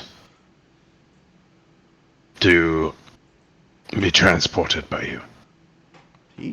He seems to like nod a little surprised, and he's like, well, it's an honor to move the scaled folk when I can. Then he nods to you. Yep, and I'll just walk off. All right. As you guys walk off, you watch him get off his boat. He kind of talks with this official dock guy.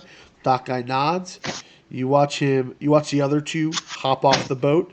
You don't see the young boy. He taps his rod against the boat, and it begins rolling up into around itself in the water until you see a floating briefcase that he picks up, and he walks toward the auction house. Man, we need to get one of those. Yes. Kellen, that's a new project for you, buddy. Gonna be tough. And you guys are in a hustling, bustling city. You see a large, well-fortified building, and I will kind of... I get to go to my GM channel. Hold on. Let's make that. Boom. 14 should have appeared on your map. That is... It did. Perfect. All right. This is the Serpent's auction house, Serpent Stone. Yes, sorry. This is 14. Serpent's Crest Auctions.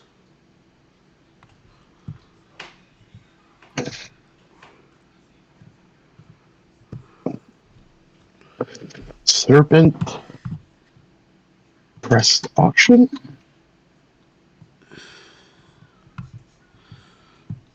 Okay. All right, gentlemen. So I guess let's do a little pre-planning and then hit the ground running. So we need. I'm guessing we're gonna need supplies to travel to the desert. Maybe a guide, and maybe better mounts for traveling in the desert. I don't know how well horses do. How good are dogs in the desert? And I look at Reggie. He just goes, "Arr?" You do great. So yeah, I mean, I can't think of what else we want to do. I'd like to at least look at the bounty board, because if we could do Yes. a little bit of good before we leave and make some coin, I don't think it'd be a bad thing. Because who knows how much this stuff's going to cost. I'm going to be honest with you guys. I really only I have like less than 200 gold. So of course, I'm willing to pay my share to for whatever we do, but I'm not made of money. I don't So know about everyone else. in the distance, around here, oh, you can't see it. Around here, you see a large tower, kind of that goes above the city line, and it looks like it's made of glass. Uh, Oh yeah, we could ask about the Fulguranis wizards and stuff too, I guess. this looks like a well-defended castle on the water side that you could assume is maybe the capital. Uh, let's see what else. What you can see from here. Yeah, you see lots of houses, and you hear the large hustle and bustle of trade. As you guys are kind of like just sitting outside by the docks, like kind of figure out your plan. You see a city a man in a guard's livery. He has the sigil of Stravens, but he's wearing like chainmail, has like a billy club, a long sword, a small like buckler on his back, and a plumed helmet. And he goes, "Hell!" And you see two other guards kind of come up with him, dressed a little bit down. One of them is in like leathers, but has like a messenger satchel, and he has like a charcoal board and like paper on it. And he goes, "So, what brings you to Castle Grimm?" We're travelers. We're looking to make passage further south, and we need to resupply and hopefully get a couple of hot meals in us before we venture into more wild climates. Fair enough. Can I get your name? Disbin Tinderfoot, Okay. and I put out a hand. You see the leather man, the guy with the notes. Write it down. He goes, Sergeant Lyle, and he shakes your hand. Looks to you, Kellen. Kellen, Aloysius, Brand, Orville, Ogden, Mernig. Oh, a Mernig. Any relation to Norm? Yeah, he's my uncle. Wow. Not to be specious, and not that all gnomes look alike, but he has traveled around these parts, and Mernig, I know, is one of his surnames. That's him. Big turtle, right? Generally, a large turtle, to be honest. Largest I've ever seen. Well, it's good to have a Mernig in town. No fireworks. He looks at you with a very stern look. Of course. All right. And if you're going to do anything weird, you need to get a permit. But I would suggest if you're going to do what your uncle does, you may want to head toward the Ring of Knowledge. Ring of Knowledge. And he kind of gestures to a little bit past that tower. Okay. And he looks to you. There's a moment of first a little suspicion in his eye as he looks to you, Sam. Your name? Joseph Crush took Diablexia. You watch as the person writing it down, there's a flash of light. And you see the Sergeant Lyle kind of like look back. His eyes narrow. All right. You are far off from your lands? That much is clear. It is, I would say, almost never seen a Khazralian in these parts, assuming you are Khazralian. Indeed. I will warn you, there's no embassy here. And as long as you plan to keep peace and stay within the laws of Straven, you are welcome. Excellent. All right. And again, he kind of just like eyes you very, not like suspiciously, but like definitely when he wrote your name. And you notice it's when he wrote the last part of your name down that the flash of light appeared. Mhm. And he goes, "Well, be on your way. Your names have been recorded. When you leave the city, please see a guard or a gatesman so that your names can be removed from known population in the city." I'm curious about the rumors of people with sleeping issues, specifically the boogeyman. Can you tell me how to get Oh, information on oh, that's just you know, farmers and their story, fishermen. But if you're looking for jobs, um, if you head over to the the amphitheater, there is a board by it. it? I mean, if you want to hear some of those old wives' tales, there's a fisherman's market. Are you looking for a place to stay this evening? Yeah, That's probably. pretty bad too. Yeah. Well, if you follow this road, uh, 2 or 3 blocks down, on your left-hand side, it's a bit of a travel. There's a small lake, but there's a large inn. It is called the Blindsman's Inn. The Blindsman's Inn. Yes, Blind Man's Inn, whatever you want to call it. Blind Man's Inn. You wouldn't know where the best food in Castle Grimm is, would you? The best food. Well, are you looking for affordable food or are you looking for hearty food?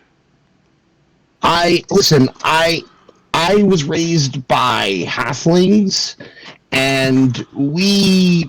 I don't want to say I have a refined palate because I don't think I could go that far, but I appreciate good, hearty, authentically made food. Well, over here, that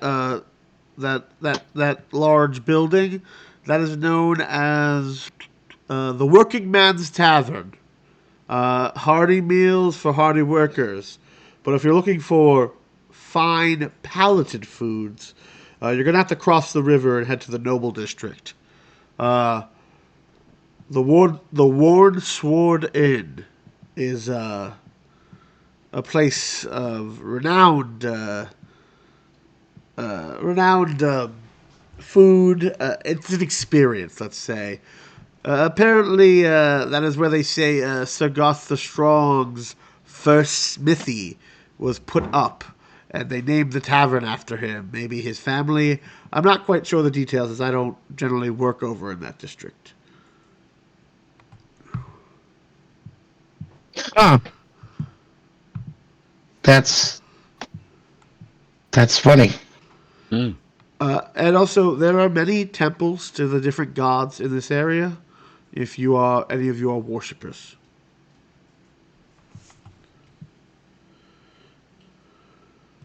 I don't necessarily know that we are temple folk, but we are looking to do some trade. Maybe some mounts, maybe some mundane gear. Where could we find the merchant quarter? So if you, again, across the river, you should see a large field. Hold on. A large field, and he kind of like gestures. There is the Mercantile Guild.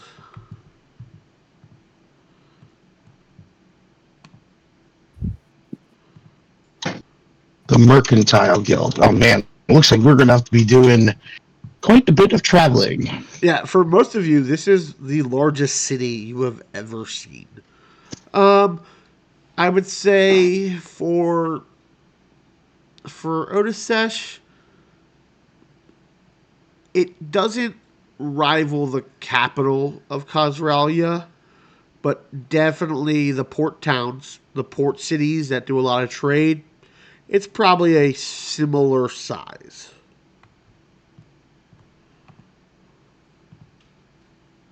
Got it. Okay, well, Sergeant, thank you. This has been a very warm and lovely welcome.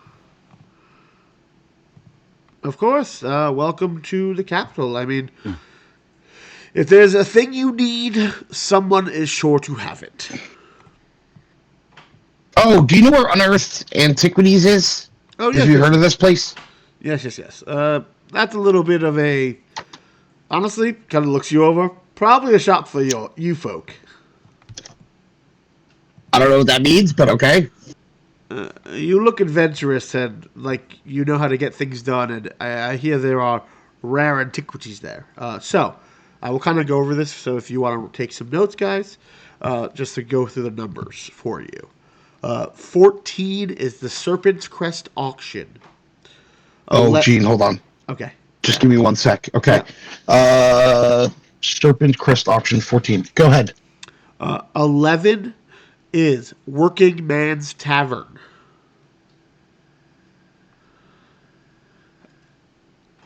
All right. Okay. 10 is the Wizard Tower. You don't have a name 10 yet. is Wizard Tower 10. Uh, Okay. nine is the Ring of Knowledge. Ring of Knowledge 9. Got it. 8 is the Amphitheater, also bounty boards. What number's that? 10, you said? 8. Oh, sorry, which one? Eight. 8 is the Amphitheater? Amphitheater and bounty Okay. boards. Mm-hmm. 7 8. Okay. 7 is Unearthed Antiquities.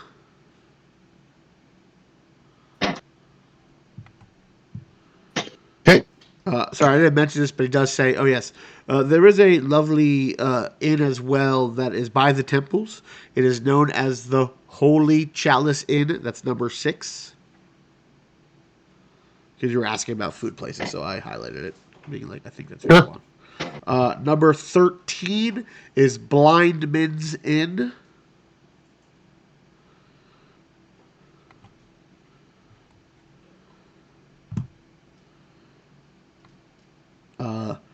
Number 15 is Fish Stocks, or like the fish market docks area. 15, Gene. Yes, that's 15. Fish stocks. Got it. And then onto the other side of the map, the two places that have been told. Number 20 is the Worn Sword Inn.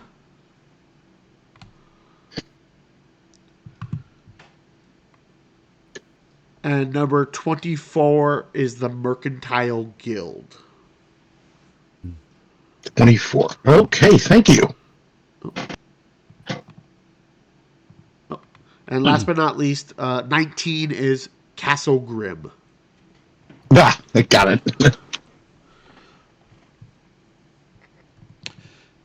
And All right. I think with that, as you guys kind of plan where you want to go first, why don't we take a 15-minute break? And you guys can kind of just, when we'll come back and we'll head to the first place you guys want to head. Sounds good. Okay.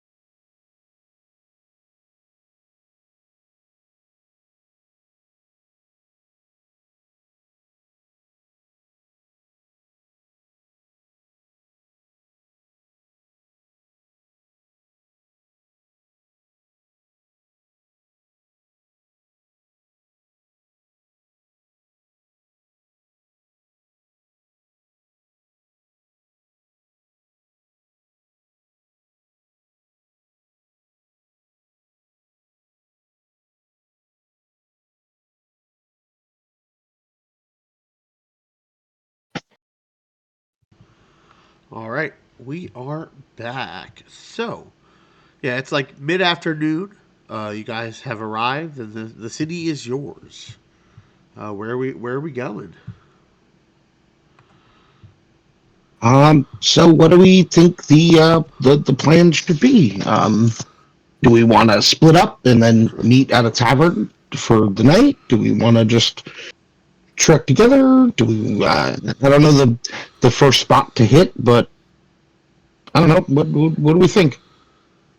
Well, it's late afternoon. If we're together, we're not going to be able to cover a lot of ground. So I guess if we figure out one, we need to figure out what equipment we need. Two, we need ways to make money, and three, we need accommodations. No one can hear you, Sam. Sam, we cannot hear you, my friend. I don't like that the logbook lit up when they took my name down, and I do not like that they followed it up with telling me that there was not an embassy here. Something they certainly know I must be aware of. I am wary to split up in this place.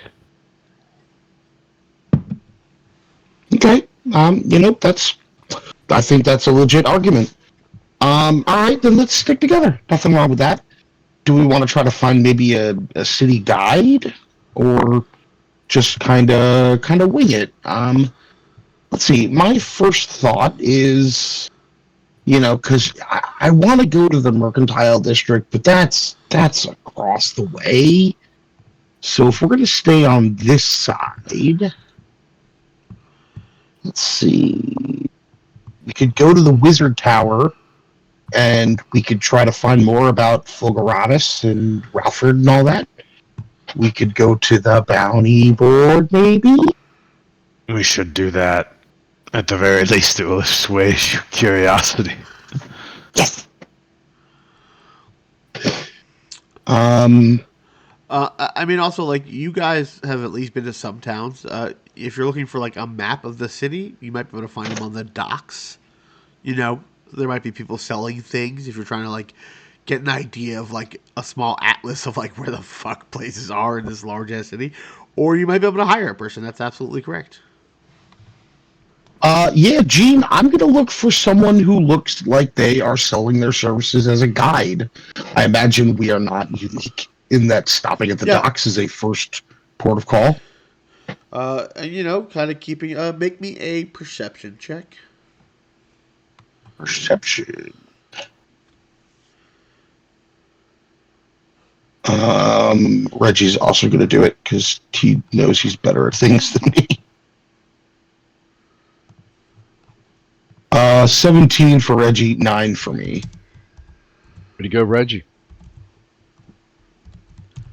You look around and you see people hustling and bustling. No one's looking or making eye contact. It is a city life. Reggie begins sniffing and light barking and starts pulling you in a direction. Oh, okay. Oh, yeah. Okay, buddy, let's go. I implicitly trust Reggie's insight, and I will follow. All right. As you make your way through, like, the edge of the shoreline, you see a man probably in his 30s, of a half orc descent. Kind of has a scar across an eye. Looks like a bit rough and tumble, but he's kind of chewing on some jerky and just, like, eyeing the coastline. And Reggie begins running up to him. But Reggie picked the guy with the food, huh? Yeah, I was just about to say, yes, of course you picked the guy with jerky. Excuse me, sir. Oh, he kind of, like, lazily looks down. You see that one eye is milky, that has the scar across it. Oh, hey there. How can I help you? Listen, I don't need to assume, but we're looking for a guide to the city. We just arrived. I'm hoping maybe I can hire your services, or if you knew someone who would be able to help us. Well, I think I know my way about this city. here and there. Yeah, I mean, you could hire me. Yeah, that sounds. He kind of gnaws on his piece of jerky. He kind of like looks you all up and down, and he kind of like looks you all over. Do you have your shield tucked away, or is your shield out? My shield is on my back underneath my cloak. Okay. Okay. So he looks you all up and down. Yeah, I think I could help you. Name's Thrag. And he kind of puts out a big, meaty hand. Hi, Thrag. I'm Dizzy. This is Reggie, who's been staring at you and drooling for the last minute or two. These are my friends Otis and Kellen. All right, well, let's say I think a fair price will do a silver a day. You got yourself a deal, sir. And maybe if really you, like, yeah, tips are good. Yeah. I was gonna say, if you can give us some very useful advice or help us in a extra sort of sense, there's certainly more coin in it. I think that can be admirable as a retired mercenary and sellsword. I don't really got much time or much things to do in this city. So yeah, I generally just kind of sit here and fish. And you notice that now that you're looking around, you see he was kind of walking up, and there are 3 or 4 poles that are like lined up on the shoreline. Just let me check my catches, and we'll be on our way. And he kinda- Thrag, if you don't have more jerky, you're gonna have to give the dog a fish, or he's never gonna stop. You know what? I like dogs. But give me a sec. And you watch him. He checks his lines, and there's a small fish that could be edible. He goes, tosses it to Reggie. Well, that's all right. No one's gonna take my poles. They know they're mine. And he just kind of leaves them there, reels in all the lines, and yeah, he goes, yeah, my house. Yeah. Yeah, you guys kind of have like wandered over toward this area, and the small little house over here seems to be like where he was kind of sitting outside. Yeah, yeah. Well, what are you looking to do? Okay, well, we have some trade to do. We know the Mercantile Guild is on the other side.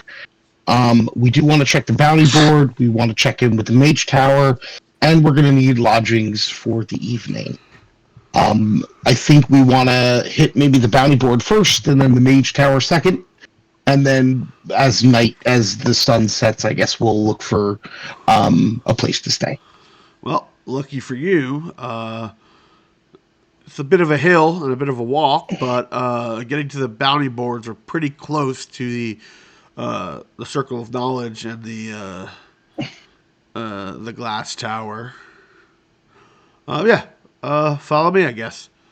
And he starts cutting through alleyways, not like skulking, but like, oh, I know my way around the city. You guys kind of, oh, I can draw on this map. Holy shit.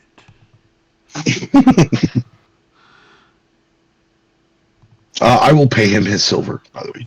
Yeah, he pockets it, doesn't even like bite it or anything. Yeah, so you guys kind of make your way. You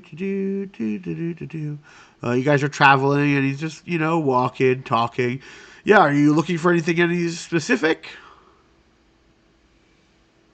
As far as what?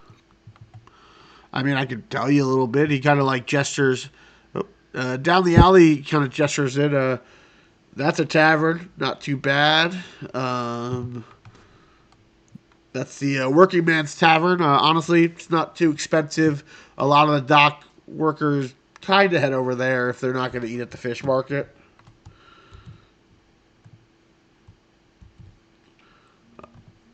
I will tell you, as far as, we are looking to travel further south into the desert. So when we are looking for goods and stuff and I don't know, rations and gear that is for a more dry and hot area, that's probably where we're going to be looking. If you know anyone like that. I think maybe tomorrow morning, because I know afternoon a lot of people are packing up, maybe heading in for supper. Maybe tomorrow morning head over to the Mercantile District again. It's a bit of a hike, but if you get there during the day, you're gonna be able to wheel and deal and find probably anything you really need. For animals wise, I don't know if you're gonna find any desert animals here, but you might be able to find some in the town that's on the edge of the of Straven that's closer to Fulguratus. That place probably has many different caravans that trek in and out, and so they might have creatures for sale or rent. I don't know. I don't know though. That place is dangerous. Apparently, things are weird. Besides the desert and the sand, I've heard that the desert itself, magic gets a little wonky, and I don't really know what that means since I am not a mage.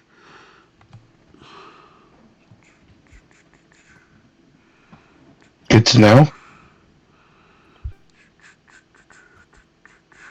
You guys kind of start heading up a hill. It kind of like takes you to this fork. He goes, if you go to the left, see that giant amphitheater. Posted behind it, you should see there's a bounty board. Generally, also where announcements and certain shows and games happen. To the north is the Circle of Knowledge. It's like a large library, but I think it has something to do with the glass tower that has a bunch of wizards in it. They apparently might be an offshoot sect or something of the Fulguratus mages. I'm not quite sure of the situation. I'm not a wizard. But might be what you're looking for. Here, let's go over those bounty boards. Have you ever heard any rumors about people with sleeping disorders? There's some kind of people are upset and people are missing. You ever anything like that? Yeah, I mean, there's been some weird stuff happening. Honestly, a lot of I don't know, just troubled nights. Some people. I know that a lot of people have been heading over to the temple to try to deal with issues. It seems like people are having rough dreams, rougher times, and apparently, we kind of gestures, and you see a bounty board. You see some wanted posters. You see, let's do some stuff.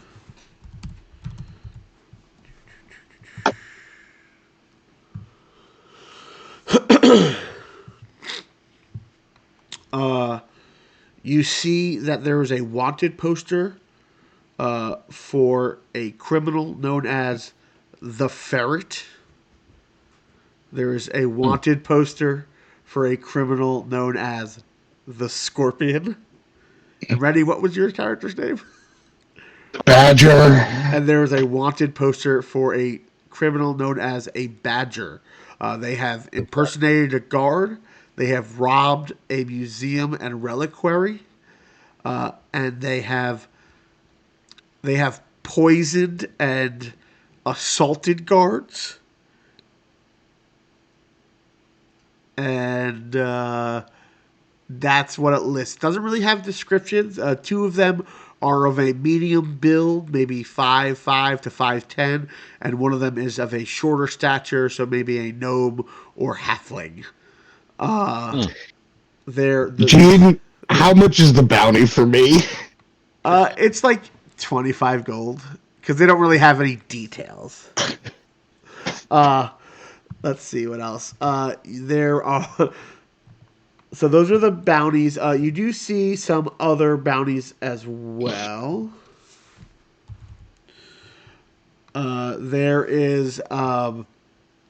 There's a bounty on. Hold on. I know this stuff.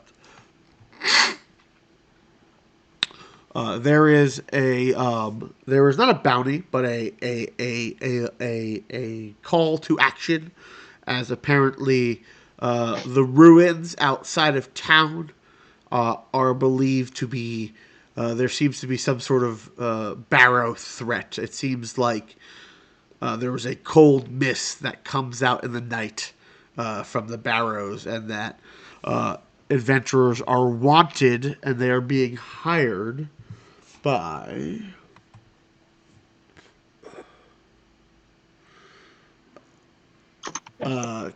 They are being hired by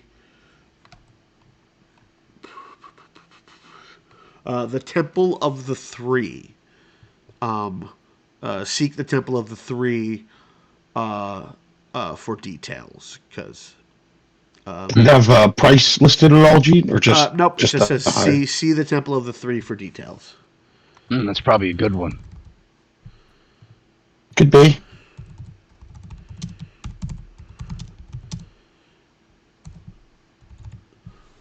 Missing. Oh, hey, Thrak. Oh, sorry.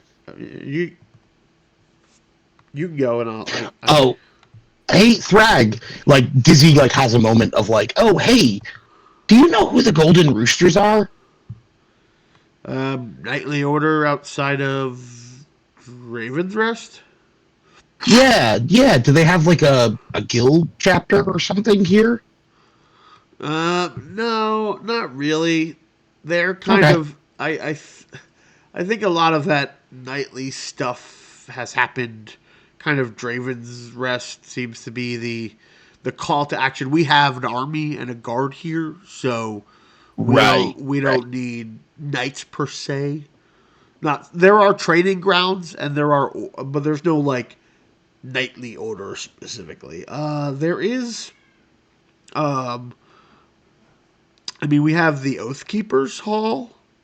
That's of it. They're kind of knights. What's their deal? When he says Oath Keepers, Rennie, you think that might be another name for your order? Oh, I did not. Cool. But like the more like obvious front of like we are the bastion of the strong, the Oath Right. Keepers. Where are they based out of, Thrag? Oh, he kind of. I think they're across town, honestly. But let me kind of noggin the old noodle.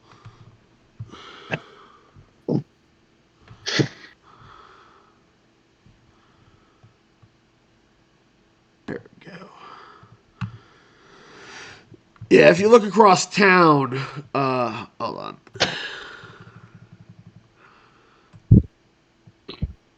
Okay, I'm drawing on my map. I'm drawing on my map. Over here, this little number 22. Yeah, I see that giant floating 22 in the sky. Is that what you're talking about? Nailed it. Yeah, yeah. That's the I believe that's the Oath Keepers Hall. Excellent, excellent. I hear That's I hear their captain's kind of an asshole. He doesn't um. take anyone's guff. He's just a real right bastard.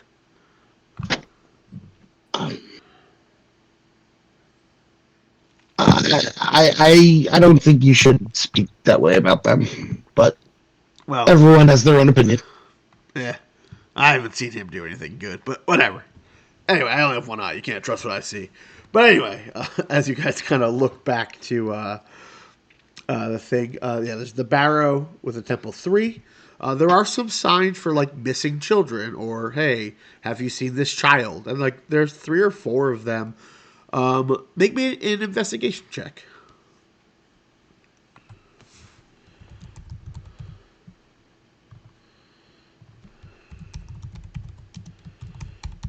18 with Reggie's help. Okay. As you kind of like look through again, there's lots of different parchments, some older. You probably find some that go back, a year. It doesn't seem like it's like, oh my God, thousands of children are missing. It's like, 5. There's maybe 5 to 10 missing peoples on the bounty board.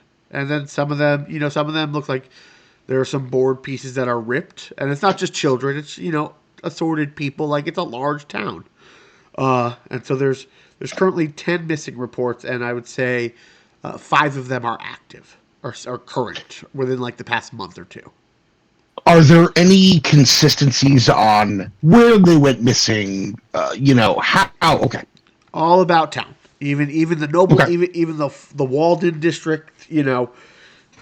Various things. And some of them, like, you could definitely tell some of the nicer papers are like people who are more money, so they could definitely like make sure it's refreshing, and that like there are some bounty rewards. There are like 20 gold. There's like 5 silver. There's free drinks at the inn. It's like whatever people can muster. And then you notice that there is a sign. There's a strange sign you see that as you kind of like mix through the papers, it's just like rambling in a strange ink. And you can make me a medicine check.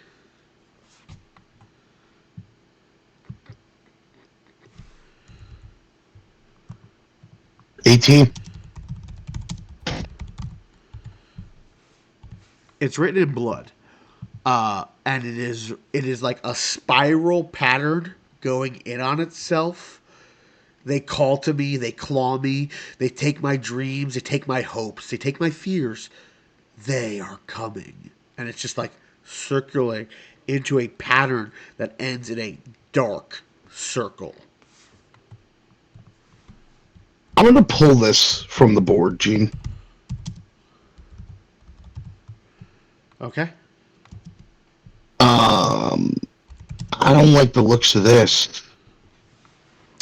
Make me, and I'll let you choose. History, religion, or arcana.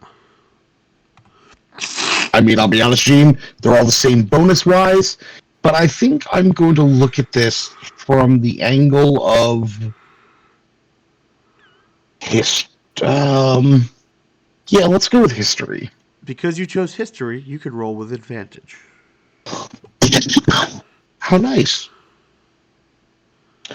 Well, it's much better than my first roll. I'll get a 9. There's something familiar about it. Hey, Kel, can you look at this?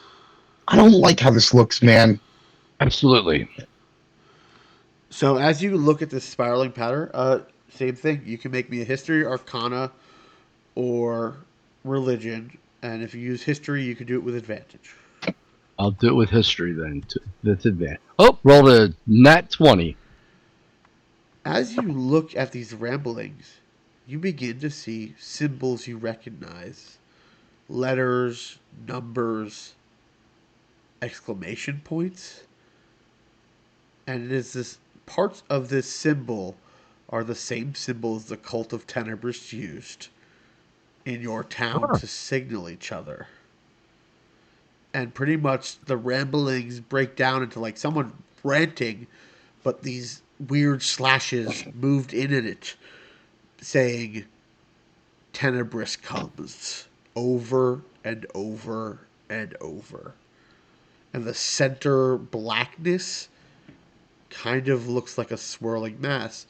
And as you read deeper, Kellen, please make me a wisdom saving throw.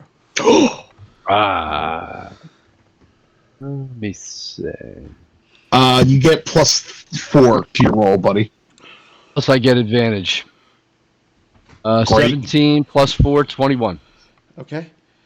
You pull yourself away, but your eyes drew in as you really started to understand it. I tell what was about to happen or no? No idea. You just felt yourself being pulled in. And I'll say this, looking at this paper is old. Not old, but like weathered. So maybe at least it's been up at least a month. Okay. And it's been buried, so it's not like people have been like, haha, we put it up front. It's like, this is just some mad ramblings on a piece of paper. Disman, you picked out good on this one. Remember the weird symboling from the cult back in town? It has the little symbols where they communicated back and forth. Yeah, yeah. If you look really carefully here, you can kind of notice some of the same symbolisms. Don't look at it too deep. I felt getting kind of dizzy. Something wasn't quite right when I really looked into it. This is really weird. But I will say, Disman, as you look, because you took a moment to like, Please make Yeah. a wisdom saving throw. You got it, boss. 28 with a nat 20. Perfect. Yeah, you feel a similar draw. Again, it's not obvious, but it's just like your eyes begin to follow the spiral pattern toward the center, and then you kind of like shake it off as Kellen's like, "Oh, don't look too deep." But yeah, I'm gonna. and I'll say because you both made your save, it's not like someone precisely wrote these extra symbols. It's like as this mad person was like ranting in common across it, somehow those symbols worked into some of the splashes and like to you it does not look like someone did this on purpose. Like Right. It ended up lining up, over time. and Got only it. because you know what you're looking for did you understand that there was even those symbols there. Damn. They got Unfortunately, in deep. I don't think it really gives us a lot to go on, but this one's very intriguing. No, it doesn't. But we know that if we know their presence is here, I bet we can figure out. I bet we can figure out where they are with a little bit of time. All right, let's fold that up so we don't look at it again.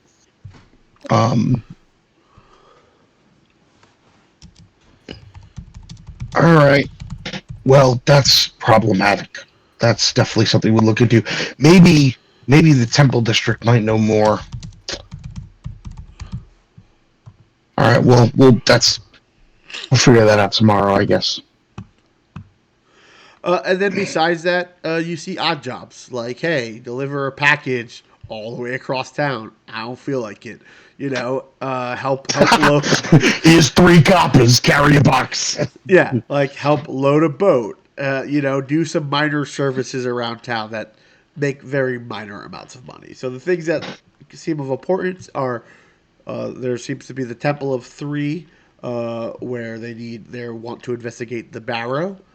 I like that one too. And then if you ask Thrag, he goes, the Temple of Three. Let's see. That is actually all the way across town, right by the burial yard.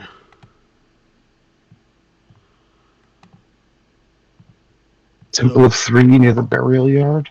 So that's that. This is the Temple of Three. Got it. And that should be, and that's the burial yard.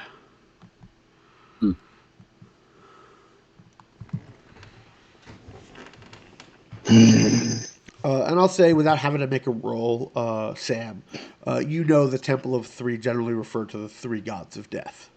Mm-hmm. So,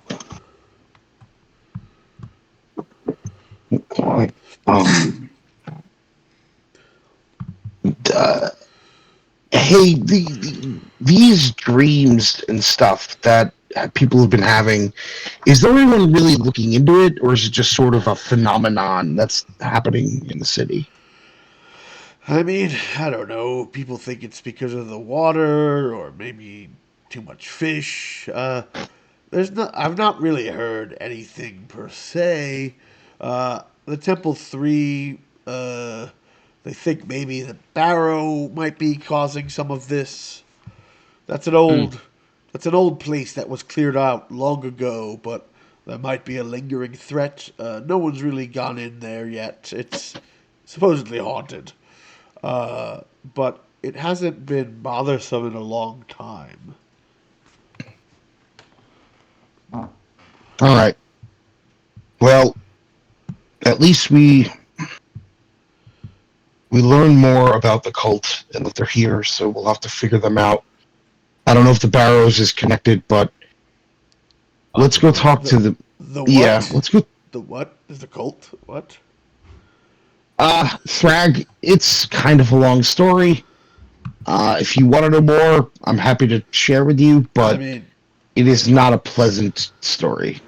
I don't love the way you put the tone on that. Well, if you want some levity, because you all look like a ghost walked over your grave, on a beautiful clear night, if you're heading over to the Temple 3 because you're crazy, there's a really lovely starlight observatory that might hold interest for those tourists. Any gestures to it?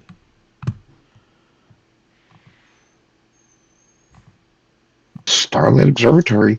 I mean, that sounds neat. I'm not like I gotta go, but that does sound cool.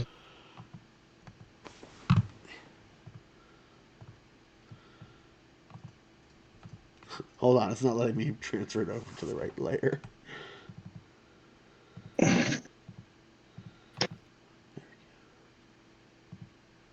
Number 25.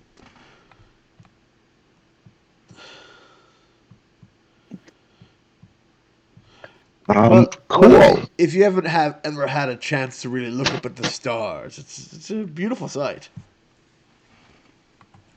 I look at the stars all the time. Well, not with they have a strange devices and something in oratory. I don't know. Aura. I don't, honestly don't really know. All right. Well, that sounds like a nice side thing if someone's interested.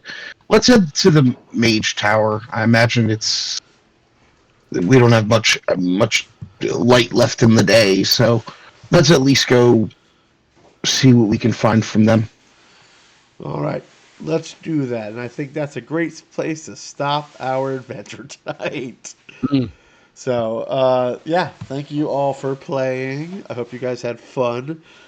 And yeah, you guys got some mysteries to solve now. Don't worry, you can leave the Oh, town god damn it. Love it. anytime you want. You don't have to stay. God There's damn nothing happening. No, we're gonna be staying here a little bit. All right. Well, thank you guys for playing. Thanks, Gene, for running. Yeah, no, it was good Yep. times. And hopefully in 2 weeks we will be doing this all once again. All right. Good night and goodbye. Good night.